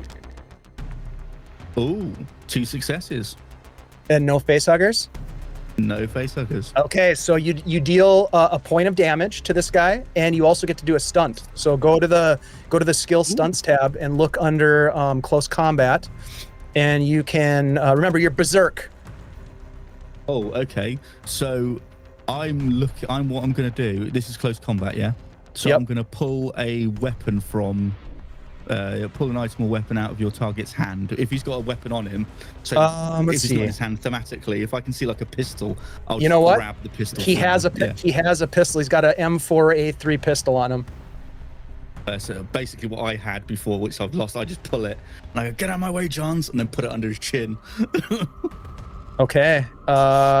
He loses some health, right? 1 point of health. Mhm. So I'm just gonna go damage. Can't spell. Oh, that's right. I've gone berserk. Basically, I've pulled the pistol and I've cracked him in the face with the butt of the gun, so it all breaks his nose if he's taking damage. There we go. Yeah, he just drops like a pile. You're going berserk. You will continue to attack him. Actually, let's look at this. He doesn't go down. He's still standing out because that would have been a stunt to knock him down. So he's still, he's still up. Yep, exactly. And just to double check on the berserk thing, you won't stop until your target is broken. So you're going to continue to do this. All right, so that's your turn, Wilson. Cham, you are on the ground, catatonic. You can't move. You are staring blankly into oblivion. What might be going on in your mind right now as you're laying there staring at the ceiling? Just memories of life, playing over and over again, you know, from childhood to adulthood to being on the Montero, whatever I was doing before getting on this crew, and then just like at some point it's just like I don't know how long it is or how long it lasts, but it's just like a white, like basically staring into a bright light. It's just a bright white light of nothing that expands, and that's just all he's seeing. Okay. All right. I love it. Good flavor for this strange catatonic state. Let's do this. Rye, let's go ahead and get the results of the medical roll that is going to happen for you. So I'm looking at the doc, and luckily he is good at doing this. So let's see, he's got two health, and let me just double check here. Medical aid and empathy. So he doesn't have two. Empathy. Medical aid 3 and empathy 5. So he's got 8 dice, and you succeeded on your command roll, correct? So he's got 2 more. So he's got 10. He's going to have 10 dice for this, 10 base dice. 1, 2, 3, 4, 5, 6, 7, 8, 9, 10. My fucking God. He got no successes. So he got no success. You better unmute, because I feel like you're saying some interesting things to me right now. You're muted, Tony. Ooh. I was gonna say he's not like stressed at all. Just to make He's sure. very stressed. Yeah, he's like shaking. He's trying to do this, and he botches it. He botches it thoroughly. He had 10 chances. He did. He had 10 chances, and NPCs don't roll stress dice.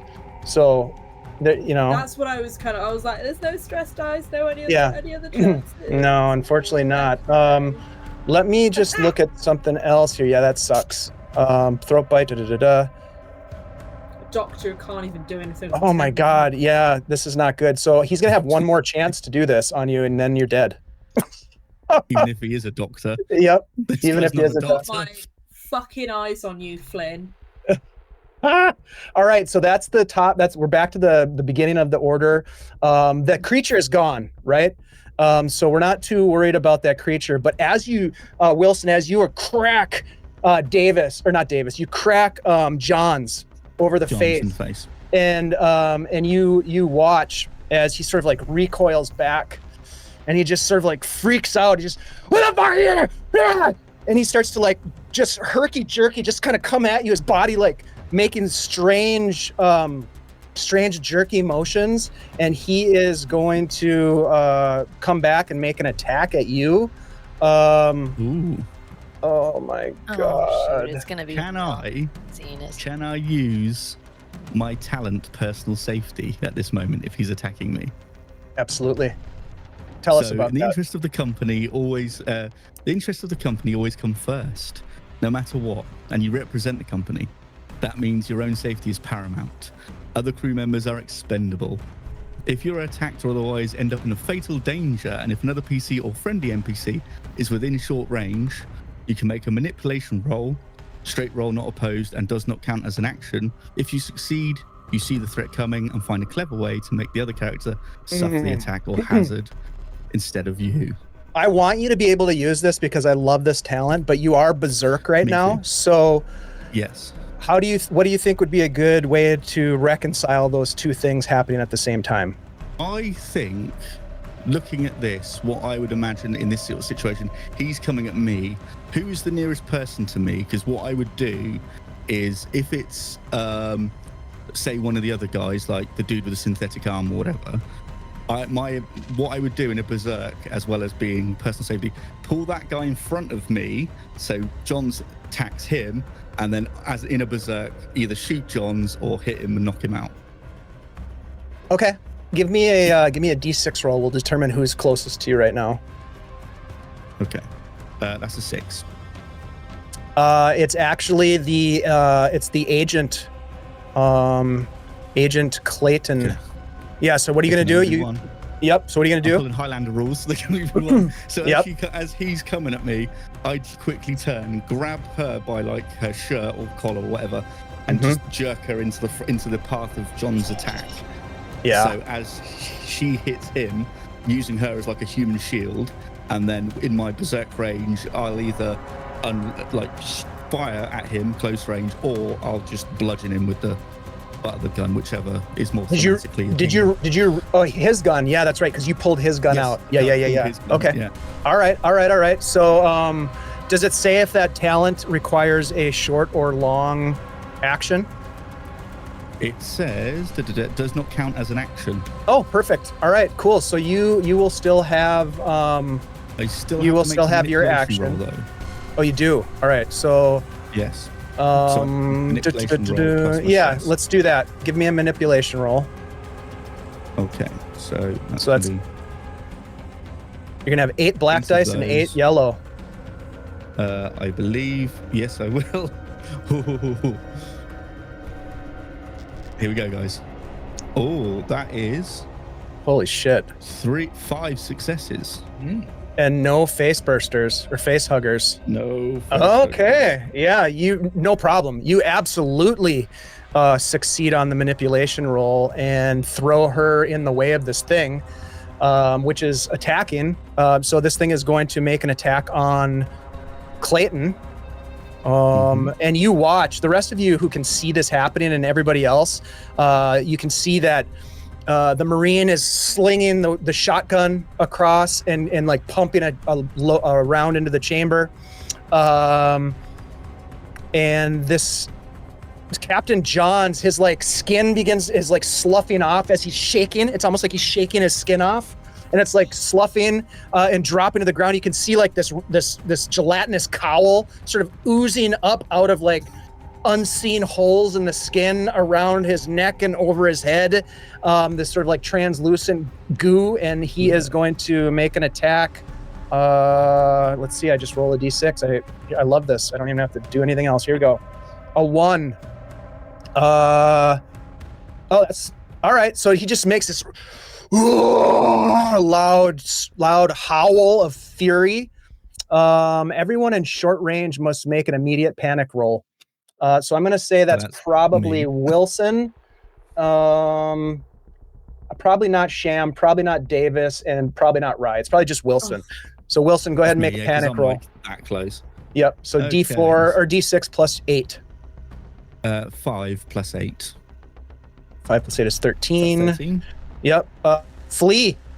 So unfortunately, the way it works when you roll, if you already have a panic status and you roll something Yep. that's below it, I think we'll just say you maintain. I think there's a different rule, but I'm not going to look up right now. You just maintain the higher of the two, so you maintain your berserk and you do not flee. So really, the outcome of that wasn't too bad, but it didn't attack this individual yet. However, let me just double check here. To do what I you will on your turn. You will. Okay. Yep, because it's still the creature's turn. Oh, this John. He went first. That's right. Yeah. No, that's fine. It's hard to remember because there's so many things going on, and then there's like multiple panic rolls and all this crazy shit that's spiraling out of control. It's very challenging. All right, let's see.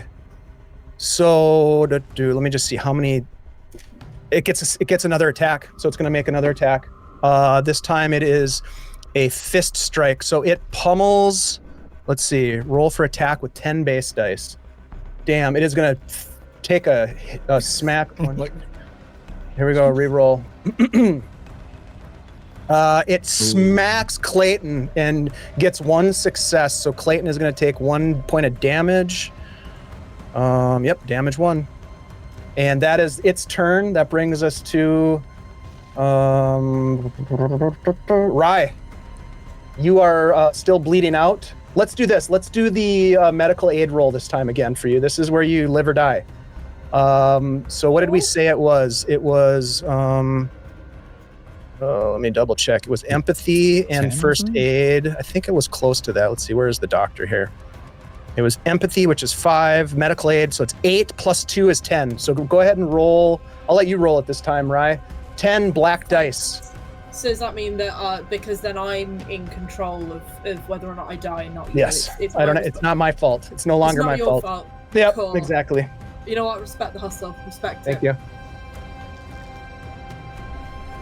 you. 2 successes. Okay. All right. So we'll look at the stunts here. Stupid doctor, man. I would do better. So the wound is mended. Somehow. We're gonna say that with those 2 successes, he has mended. It's science fiction, guys. He mends the aortic rupture, and you're covered in blood. You're in a lot of pain, but he stopped it. They start wrapping gauze and bandages around your neck, and just trying to put more pressure on it. And you are not dying, so that's good. You will not have to make a stamina roll. So that was your turn. Well, that was their turn, kind of. What do you want to do, Rye? Let's give you a turn here. That is a really good question. I've been so focused on not dying. Where are my actions? Slow actions. I'm gonna try and. What's up, Jose? Sorry. Grab Mike. Take another at the with my bolt gun because I've got 3 bolts left. I'm gonna try and use it to have a go at the this new guy. Okay. The new alien. All right. Thing. All right. Abomination. Yeah. The abomination. All right. Let's do it. Give me a ranged attack roll. You have 5 stress right now. Cool.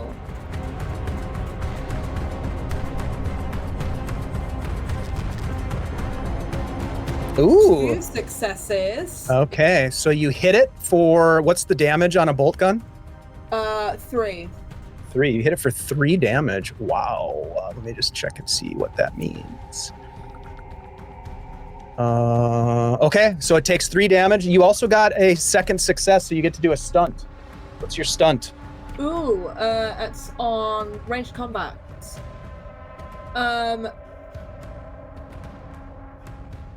I am going to inflict an additional damage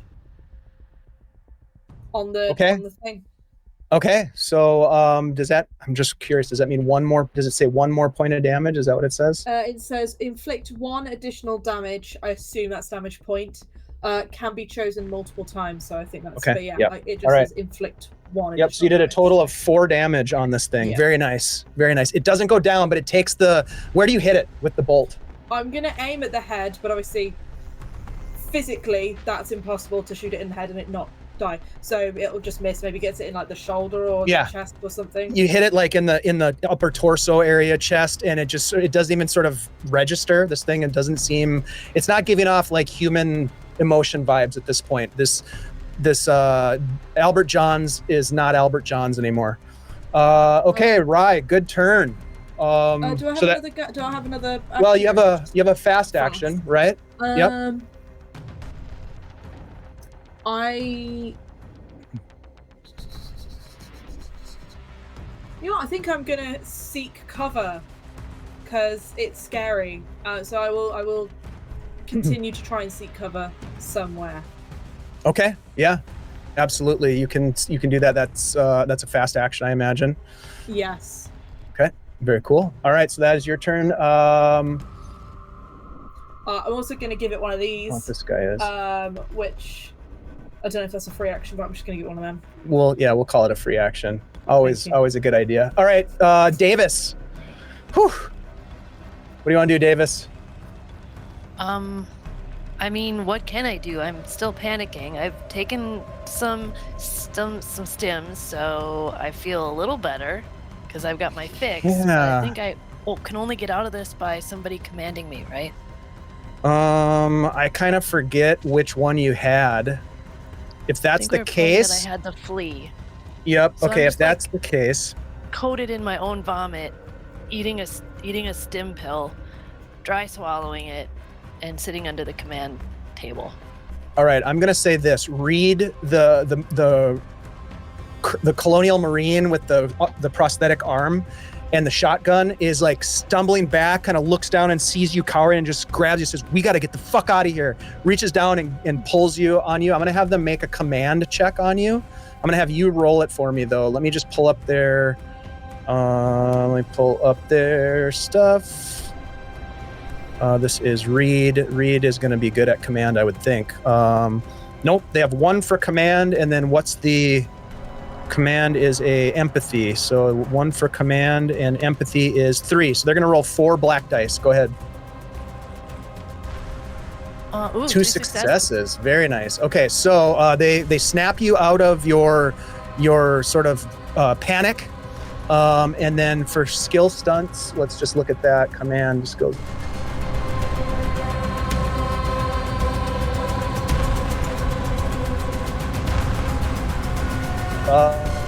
Yeah, it's only if it is an opposed check. I don't think this would be opposed. So they are successful. They break you out, but they pull you to your feet. They are leveling the shotgun and, but not firing because there's too many people in the way. But they've got you and they're basically protecting you at this point. Okay. Yep. So what would you like to do with that being said? Well, I've still got the incinerator unit in my Yes, you do. hand. So yeah. I'm gonna now that I can get my wits about me, I'm gonna look around and see where the thing is and point it at that. Hopefully nobody's with it, but if they are, they're also gonna get hit because Wilson is definitely engaged with this thing. Now, just to clarify, the thing that burst out of the dude's head, that pulled itself out of his eye sockets and tore his mouth apart and came out of his neck hole, that thing scattered away and disappeared into the vents. This is the Albert Johns who basically sloughed off the skin and sort of became a jelly monster abomination that is fighting Wilson right now. That's the only target you have. So I'm gonna burn Wilson too. Then, you know what? No, I don't want to do that. I told you they were fucking monsters. Hey, if you have to, do it. If you have to, you have to. Just do what you want. Do what you think's right. Don't worry about Wilson. Oh, do what I think is right. Do what your character would do. That's what you should do. Yeah, do what you think. Do what your character would think would be in that moment would be correct. Turn on the flamethrower. Yep. Go ahead and use the incinerator unit. Go ahead and roll a ranged combat attack. Okay. And you're going to have 5 stress dice on this roll. Jesus. Sorry, I'm looking for the ranged combat. Okay, got it. And I have 5 stress.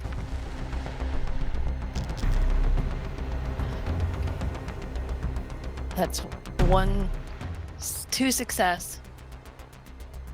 And no face huggers. Okay, that's good. One's cocked, but we're not going to look at that one. I see 2 successes. If you look at the top, there's a number that pops up every time you roll. That actually tells you the actual numbers of successes. That's what that number is. So you have 2 successes. So the first one is going to inflict the maximum damage of your incinerator unit, which is 2. Just Yep. So that initially knocks down your companion, Wilson. So Happy Wilson, Wilson goes down. Wilson, you are going to take a critical roll, or a critical injury, I should say. Where do I have those hidden? I have those hidden somewhere. Here we go. Give me a D6. Yep. So it's roll a D6 first, and then roll another one, and that will be your. Yep. So a 30. Okay, that's a 3. You were never going to That's going to be a 54. All right, so the blast hits you and does damage as stated with the 2 points of damage. You are now broken, but what happens is it blasts you across the face and it burns out your eyes. Well, why? Yeah, you get hit in the face, your hair starts on fire, your eyes get burned out.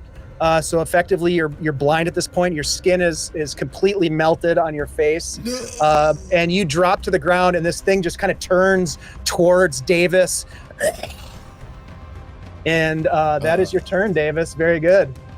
Is it? Oh my god!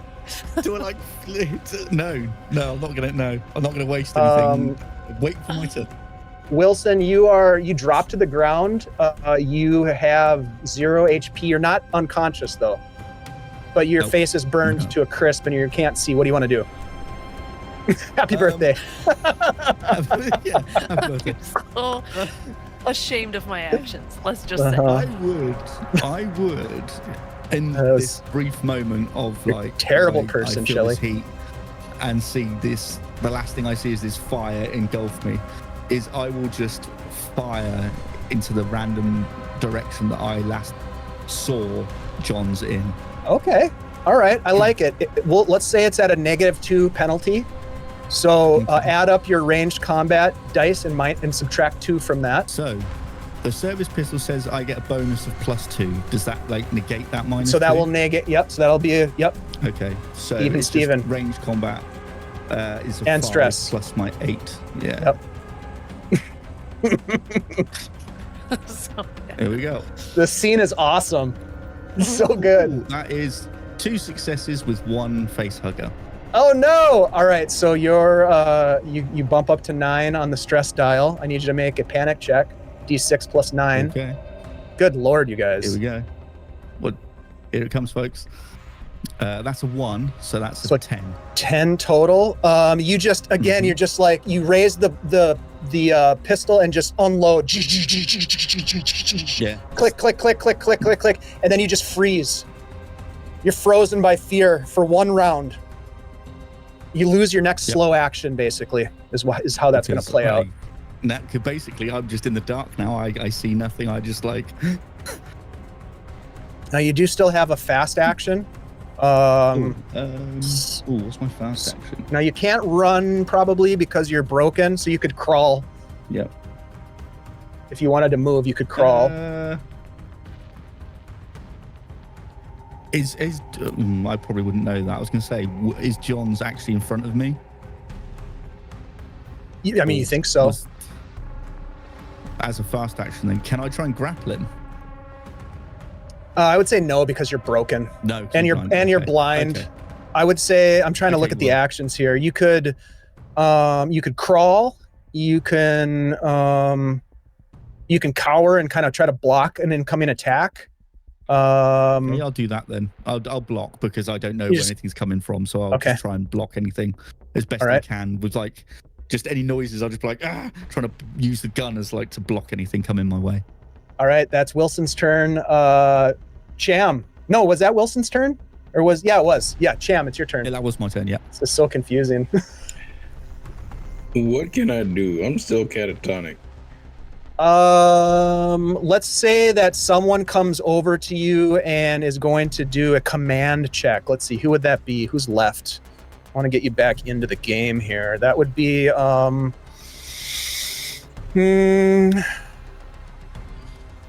probably not the Marine. The Marine is over there with Davis, and probably not the medic, because the medic is attending to the company agent is still up. Company agent took some damage, but the company agent, I think, right? Yeah, they took one point of damage. Oh yes, she did. She took one she or 2 did. points of damage. Yep. I gotta write that down here. Damage 1. Okay, she took 1 point. So she's gonna come over to you and say, "Get up! We got to get out of here. I've got an EEV. Let's go!" And she's going to make a she's gonna try to command you. So she's got 2 plus empathy, I think, right? Empathy, yes, is 5. So she's got 7. I'm gonna let you roll it, Sid. So go ahead and roll 7 black dice, 7 base dice.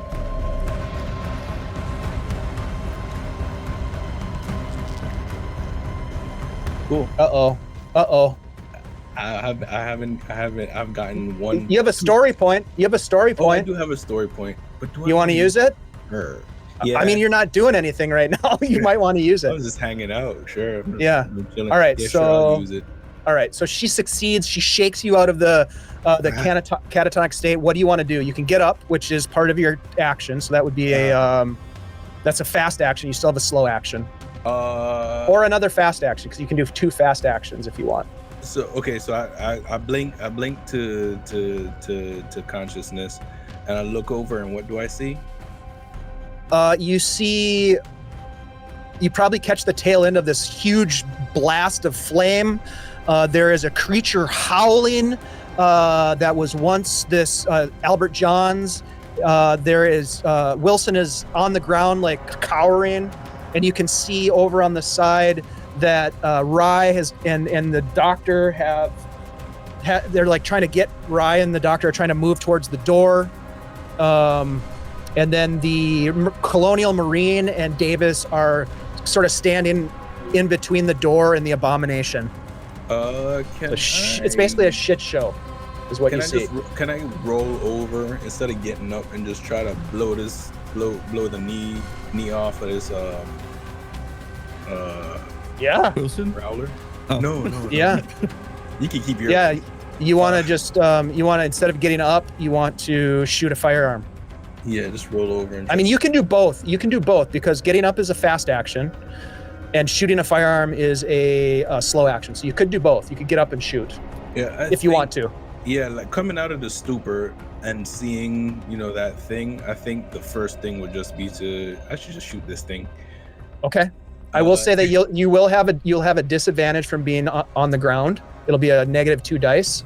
Well, then I'll just get up. Okay. It's fine. I'll get up and shoot it. I mean, you can do it and just shoot, but it's just going to be a little bit harder. I'll just shoot. I already have 10 stress. I don't need anything harder. Yeah. So yeah, I'll just get up and shoot it. Okay. All right. Go ahead and make a ranged attack, and you're going to add to that your 10 stress dice. Yeah. Yeah. Get ready to go back down on the ground. Come on. Oh no. Yeah, All right. 3 successes and 2 facehuggers. So yeah. Okay, so you're at 11 stress, and I need you to make a panic check, a D6 plus 11. Good God.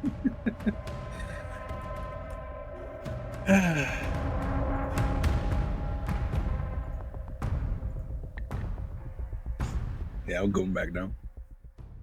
6 plus 11. Yeah, you just drop back down, just hit the floor, and Clayton looks down. He goes, "Fucking worthless!" And she just starts making a beeline for the door.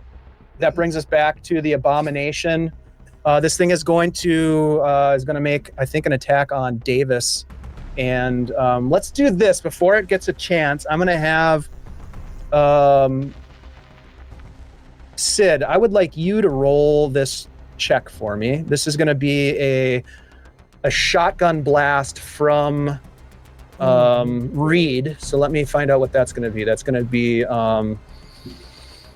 agility and close combat. So that is going to be 7 black dice. No stress dice. She's going to take a shot at this thing with the shotgun. That looks good. How many successes? Is it just a 1? Okay, so with 1, the let's see, remind me what the shotgun does for damage. I think it does 3 damage, right? Yes. Oh, you know what? Add 2 more because it's a +2. Go ahead and roll 2 more black dice, Sid. Yeah, 1 more So success. 2 successes. Okay, so 4 damage to this thing as she just levels the shotgun as it's about to pounce forward towards her and Davis. And she takes the shot, blows the head apart, just sprays all over the place. The body drops and hits the ground. And you guys all look around at each other. This thing is has been eliminated from the play. And now it's up to you to decide what you want to do next. Let's get out of here. I'm just passed out. You guys all turn and watch. So this is the scene. You see, Davis is on the ground, scarred by fire, kind of cowering from Wilson from Davis's blast of the incinerator unit. Rye, you are recovering. What's your health at right now? Not wonderful. Wrong document. Where am I? There I am. I want to say 3. Okay, so you're not great, but you're not broken. You're holding the bandages on this wound that you took. Yeah. Davis is standing next to this Colonial Marine, Reed, and Sham is on the ground again, almost like they've just been turned, like a computer that's been turned off, just staring at the sky. And you guys also notice, if you're not Sham, you would notice that Clayton, who had said something that you probably all heard, has left and is like taking off down the corridor. Escape. What do you guys want to do? I'm gonna, because he's my buddy, I'm gonna see if I'm gonna try and get Sham back up. Okay, I would say for the sake of the narrative, we'll say that you can. I'm not going to make you roll for it. You're able to Thank snap you. Sham out of the catatonic state, get them to their feet. Go ahead. Right, you okay? No. No. Neither am I. Yeah, I think Wilson's in a lot worse shape. Oh, fuck. Yeah. As you look over, as you say that, actually, go ahead. Finish your bit. I was Go just ahead. gonna go over to Wilson. Is with what I was gonna do. Yeah, Okay. we need to go, and then I just get up and walk.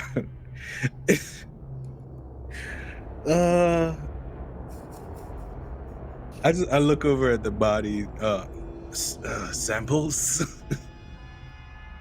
What? Oh shit. Yes, they're worth a fair amount, and I don't. Yeah. They're If I worth just- money. If I shove my hand into the chest cavity of this thing and just pull out an indiscriminate organ, am I gonna have to roll again? Because if I do, I'm going back up. I don't think you would need to if you're just reaching in and grabbing a body part out of this thing. I mean, it's disgusting. Whatever. Yeah, I'm gonna grab like some samples or whatever. Just grabbing organs. You're just gonna hold on to some organs. I love it. Yeah. Put them in like a jar or something. Don't we have like? Yeah, just. I don't have, know if like, you guys sample have one. jars, right? I don't think so. No. You don't. Uh, But you do have what looks like a liver of a corroded liver in your hands, just kind of There's dripping. There's a science lab that way. we don't have the time for that. I don't think. Do we have the time? No, we don't have the time. Reed just looks at you and says, "We got to get the fuck out of here." Clayton said something about an escape pod. I intend to get there first. And she turns and she starts booking down the hallway. I'll just run out. I'll put the liver in my duster pocket and just run out.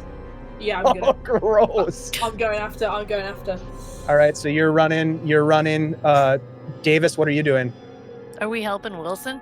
Oh yeah. Rye helping Wilson? What are you doing? I'm just on the floor. Everybody's leaving Wilson behind, it sounds like to I me. reach down and I grab Wilson and I whisper and I yell in his ear, "I hope this makes me look good in your report." And I drag him down the hallway. Who Classic. said that? Who said that? I didn't burn you either. God damn you, Davis. Amazing. Okay, so with that said, you get Wilson up to their feet. There are dead bodies of the scientist whose head exploded and that bloodburster came out, which is still lurking somewhere. John's transformed abomination body lays in a heap. Sham has a soaking, blood-soaked, wet liver in his pocket for some reason. And you guys are hobbling with Wilson down the corridor. I'm going to go ahead and say this is the end of Act 2 because we're running a little bit long here. If you guys are okay to keep going, we can do an Act 3 and sort of see if we can tie this up in a bow if you want to. Otherwise, we could. Tony, I think everybody else was good to keep going. I don't know if you are or not. How you're doing on time? Totally your call. Yeah, it's getting a little bit late, so I'm thinking if we can. I'd prefer if we can move it to try and do another week. All right, we'll do this. Just for my Let's do this. We're gonna do a quick cinematic sort of ending to this thing right now. All right. Sorry, guys. No, that's okay. It's already gone long, and you guys have had. This has been awesome. It's been great. All right. So look, you guys realize that there is a way off the ship. It's certainly not on your. It's not on your ship. It's not on the Montero. The Montero has drifted off. You take one last look out of the viewport of the bridge, and you can see the ship just sort of like drifting away. There's, you haven't tried to hail Miller at all, but there's no really opportunity for that right now. You guys are in escape mode. So you start taking off past, down the hallways, racing, trying to track your way back. You bring up the heads-up display of the schematics of the ship, and you're guessing that probably in the corporate suite is where you need to get to. It's not far away. As you're running down the hall, you hear a shotgun, and you kind of stop for a moment, and then you start running again, and you can see that there's the body of Reed, the Colonial Marine, is on the ground, and there's something tearing at it, and it's not what you saw earlier. It's much bigger than the thing that scampered off into the vent, but it looks kind of like it, almost as if it has grown rapidly in the 4 minutes that it's been since you saw it last. And it's just, and you guys kind of stop and look around the corner. It just sort of like drags Reed's body off, and then it just disappears around the corner. You guys race down, and you can see you get to the corporate suite. Let's do this. The door is locked. I need somebody to make a CommTech roll. Who wants to make it? One of you is, I think Rye is pretty good at CommTech. I'm pretty good at CommTech. So let's get a CommTech roll. Would my access keycard help at all in this situation? Being a corporate? You know what? Yeah, it would. You want to use your key card? I just put it in Rye's hand because I was like, it's no good to me now. Is that your what do they call it? Sorry, I'm losing my words here. That is your signature item? Signature item, yeah. Okay, so I'm going to go ahead and say that drops you down to 8 stress. I don't know how much of a difference that's going to make here, but you hand the key card to Rye. Rye, you don't need to make a roll. Miraculously, somehow, and this would be kind of suspicious possibly, the key card activates the door. The door opens. You can see Clayton is grabbing a few things, and you just catch them out of the corner of your eye. She's like, fuck! And she runs over into a closet. You guys chase in there, and you can see she's getting into a hidden escape pod. What do you guys want to do? Drag her out. Yeah. Okay. We won't even do initiative. You grab her, Davis, and you pull her out. You pull her out. What are you gonna do? You have her. Get off me! We need to get off here. I can take 2 of you with me. I push. There's room enough for 3. There's 4 of us. I push Wilson in. No, Wilson. I basically just like use my body weight and fall onto Clayton, and just to try and sort of stop her from going and be like, just go.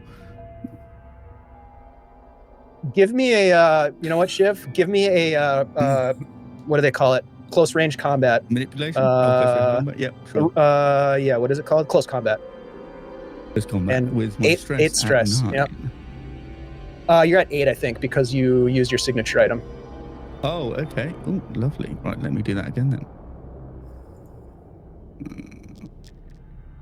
Oh, that's 2 successes with 1 face hugger. Oh no! All right, give me a panic check. And you're adding 8 to this d6 roll. 6. That's a 6. So 14. You go berserk again. Luckily, she's the closest person to you. Yeah. And so I just basically lunge and just grab her and start pushing her out of into the farthest corner of the corporate suite. Like, ah! How many successes did you have on that roll? Do you remember? Was it 2? 2. 2. That's enough to kill. That's enough to kill Clayton. So you just start going at her, pinned up against the wall, berserk. The rest of you kind of turn back and look. What do you guys want to do? Dive into that escape pod. Yeah, I'm gonna. Okay. Yeah. Okay. Davis jumps in. Rye, you get in. And Cham, you get in as well. There are 3 cryopods. Davis, you've seen these before. This is an EEV, pretty standard on ships. It's a little bit of an older model than you're used to, given the age of the overall Kronos design. But you are able to get in, and you jettison. You seal it up. You guys get into the harnesses, and it jettisons out into deep space. And this thing does not have faster than light capabilities, but it does have an emergency beacon. You're not going to be able to travel very far with this. It doesn't have a fuel supply. It's basically like momentum from the ejection as it fires off into deep space. There are 3 cryopods. There's no food, but you do look around in this thing, and you do see a couple of other things that are in here, and I will tell you what that is. You see that there are, there it is. This is great. There are,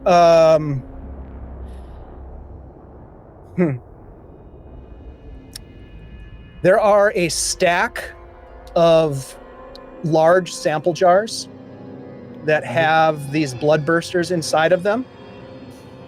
There are a number of these small pods, these sort of bulbous pods that you had seen before. And as the 3 of you get into the space, you can't help but agitate these pods by either kicking them or stepping on them. And they release this dust like spores into the air. I'm going to give you each a mobility roll to try to get into the cryopods. So let's start with Rye. Rye, give me a mobility check. Make sure you add your stress dice. This is the last roll of the game. Wilson, well done. Huh. No successes, 2 face huggers. Okay, so you unfortunately get blasted in the face with this dust. They're called motes. Neomorph motes, and you breathe it in, you cough it out, and you sort of struggle over to the cryopod, and you pull yourself inside, just coughing and coughing. What about Sham? What'd you get, Sham, with your mobility check? 2 successes, 1 face hugger. Okay, similar. You breathe it in and you pull yourself in. I'm not going to have you make panic checks, but you pull yourself in and you get yourself strapped in. Davis, how about you? Mobility check. I got 1 success and 2 face huggers. Same thing happens to you as well. You guys, the chamber is just filled with this dust, these motes of the neomorphs, and you suck them all in, but you manage to get yourself inside the cryo chambers, and you hit the buttons. Each of them closes as we sort of pan away from this escape vehicle. And perhaps years later, perhaps decades later, it's unclear how much time passes, but eventually there is a salvage ship, little ma and pa operation, maybe 4 or 5 individuals aboard it. And they happen to come across the emergency beacon being given off by your escape pod. Excited at the prospect of perhaps finding some salvageable material, they capture the pod with their equipment in deep space and pull it into the cargo bay. And the last thing we'll sort of see is these people, as they're all excited about this new discovery that they found, as they come inside and they open up the doors to this escape pod, and it's just a disgusting display of blood and viscera sprayed all over the inside, and one by one each of you comes out having turned into abominations. And maybe someday we'll come back and play that story, maybe when Shiv has another birthday party. Right now that's where we're going to end this story, so thank you all for playing Alien. Yay, that was awesome. That was great. that was pretty freaking cool. Lovely. Well done, you guys. Yeah. And we don't really know what happened to Wilson. Wilson was just left behind, as it were. Mm-hmm. Yeah. I don't know. Maybe there's a story there too. Who knows? There goes my hero. Happy birthday, Shiv. Happy birthday, bud. Yeah. Yay. Thank you so much for requesting this game. Yeah. Yeah, this is fun. Man. It's from a game mother perspective, it is challenging to remember where you're at in the turn cycle and stuff. I think I need to think about techniques to use to be a little bit more organized from that perspective. And I think man, that was once fun. The panic starts. Once the panic starts happening, that's just a spiral. Thank you so much for the follow. Yeah, that was great. What a cinematic kind of game, though. I mean, it's designed to be. I mean, it felt like the movie. It felt like the Alien movie to me. That whole first act, you guys really didn't encounter anything that was super dangerous. You had that one abomination that you fought in the med lab that was already sort of incapacitated. But a lot of dread. But it was a lot of stress was happening and things were leading up to. That was great. That was very fun. Very, very fun. Had that sort of super bleak alien feeling. It was just like, oh God. Yeah. I dig it. I have a lot of anxiety right now. It's just I'm so sweaty. A little bit. So sweaty. If you're doing like a longer than a one shot, there's ways to reduce stress. Some of you guys used your signature item, but you can also find like a safe place to hide. And for every turn that you're hidden, and you can sort of recoup stress points. So that really wasn't conducive in this game because it was just constant. Once the chaos started, it just kept going. So some great moments as well. Some great moments from everyone. I felt awesome. Yeah, absolutely. Well, thank you guys for playing. Shiv, again, happy birthday. Thank you for being such a great pal and for playing and hosting and doing all this. Yep, absolutely. That was a lot of fun. Thank you guys. Let's go around the table. If you've got something you want to say to Shiv or to the folks that have been hanging out with us in the chat, please do. You guys who are in the chat, thank you so much for being here. I'm going to look for a raid target, so stick around and we'll raid into somebody and give them some shout outs. But let's Shiv, let's start with you. The man of the hour, the birthday boy. Thank you very much. Yes. Hello. Yes, I'm Shiv. It's my birthday today, and I'm grateful to these wonderful people for giving their time to come and celebrate with me and play this lovely, lovely game. Yes, I'm Shiv. You can find me everywhere at IOShiv. Across all the social medias. Go check out the podcast I do with my friend Ailey called Two Kobolds in a Trench Coat. Go check me out with the wonderful, talented, lovely Tony on Homebrew Havoc on a Thursday on the Ampersand. Yes, you. And go check out, I did send the link today for Die Hard Dice. If you want to go check them out, go use code KOBOLD10 at dieharddice.com at checkout to get 10% off all your purchases. And it gives a little kickback to our podcast. So it's all cool. So Shiv, where is that? Where is that link? I sent it in the Discord. Oh, there it is. Yep, got it. Yeah. Yep. All right. I'm going to put that here in the chat. Thank you, Shiv. Appreciate you very much. Let's go next to Tony. Hello. I'm Tony. I've been playing Kayla Rye, who had a bit of a experience, I think it's fair to say. And yes, happy birthday, Shiv. I hope you've had a lovely time having limbs broken, eyes burnt, all of the stuff that is traditional Hey, on one's 25th. So thank you exactly. for letting me be part of it. Yes, and also thank you for having me back on Guild Superior. Love being here. Always Of course. very fun. If you enjoyed me, then you can find me on most of the social medias as Tony Shaw. There we go. There's my link tree just in the chat there. That's got all of my social medias on, all the stuff I'm up to, including Homebrew Havoc with Shiv on Thursdays on the Ampersand Twitch channel.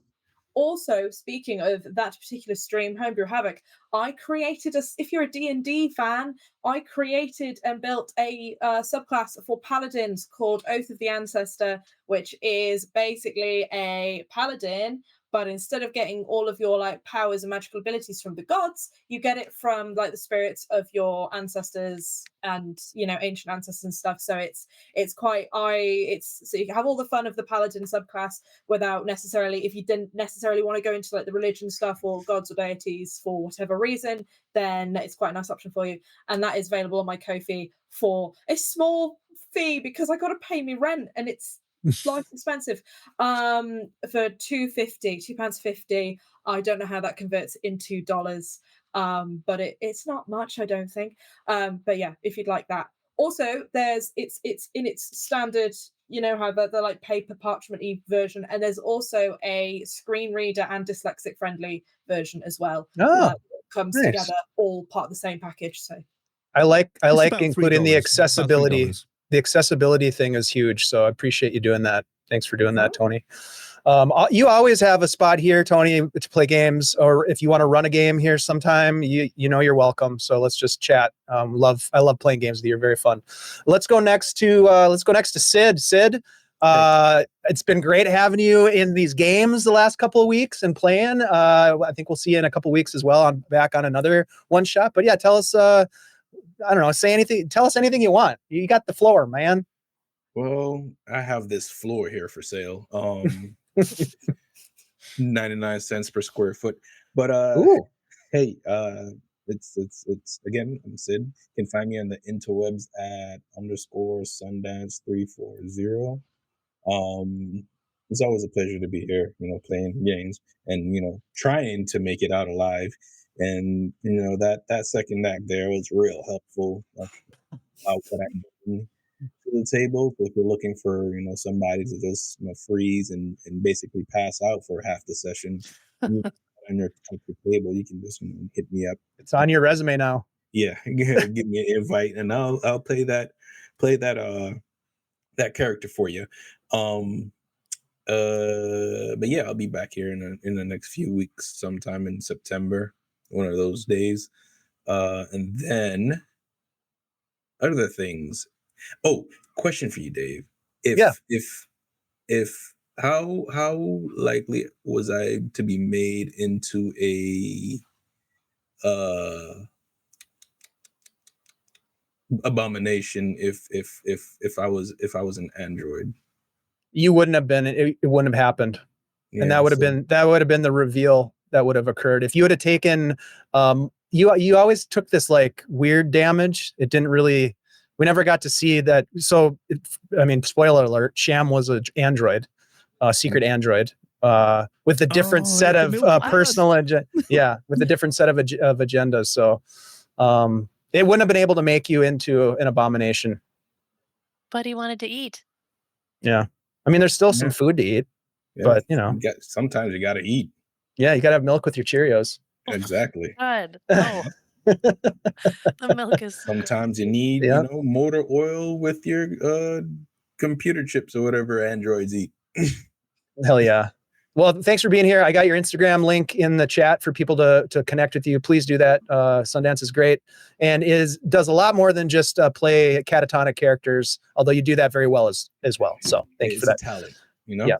Last but not least, let's jump over to Shelly. Shelly, always fun to have you in a game, making bad decisions, burning your friends' faces off, that sort of thing. I'm here to make bad decisions. This is my first time playing any space game. Mm. I think besides Seeds was like a one shot that we did last year. So being that Shiv ran the birthday boy, of course. So it's been pretty exciting and fun, and I got to burn the birthday boy's face and melt his eyeballs. So that was pretty great. Happy birthday. I'd like Disgusting. to help you celebrate your 20th, your 20s, your entry into the third decade of your still life. Forever 21. Forever 21. 21. Wow. Great store. So anyway, I'm Shelly, also known as Flea Monkey, also known as Hey It's Flea Monkey. You can find me on Threads and Instagram at Hey It's Flea Monkey, and also here in the next couple Tuesdays doing some shadows. So Hell yeah. Hell yeah. Like playing games with you, Thanks, Shelly, as you know. Yeah. Thanks for being here, you guys. My name's Dave. You guys know me. I play games, produce games, run games here on Guild Superior, and I love bringing people together to play these games. And I think today was very fun. I can't wait to play more of this game. As I sort of alluded to, I'm putting together a longer campaign style version of this game, which is going to have to figure out ways to eliminate the stress spiral and the panic spiral. So I'm going to have to work that in because I want it to be like a 6-episode arc. I have only just barely started to cast it, but I know Shiv is going to be in it, so I'm very excited for that. Shiv, hopefully you know that, but you just got recruited. Why not? There we go. Yep. I No like pressure. it. Yep. All right. Well, look, we're going to go ahead and raid into Captain Amelia and the gang. They're playing some Dungeons and Dragons, another great game. And I just want to mention real quick before we do that we will be back here on Tuesday with more Shadows of Greyhawk, as Shelly mentioned. And then we will be here on Tuesday to dive back in to the New Avarden game that Dungeon Mr. Ty. Yep, Thursday. Thank you. That Dungeon Mr. Ty is running for us. Very fun game. Come back and check out all that good stuff. And if you like what we do here, please consider supporting the channel with a follow or a sub or whatever you want to do. Or just come back and hang out with us. All of our stuff is also over on our YouTube channel. So if you want to see some of the previous Alien games or any of the other games that we've played, Viking Death Squad, or what else have we played over there? We played Viking Death Squad. We've got some Vaesen. We've got a bunch of D&D, Mothership, New Avarden, you name it, we're probably playing it. So go over to our YouTube channel and give us a like over there as well. I think that's what it's called, or a follow. I don't know what it is. All right, that's good enough. Whatever it is. Smash the buttons, all of them. We'll see you guys later. Bye.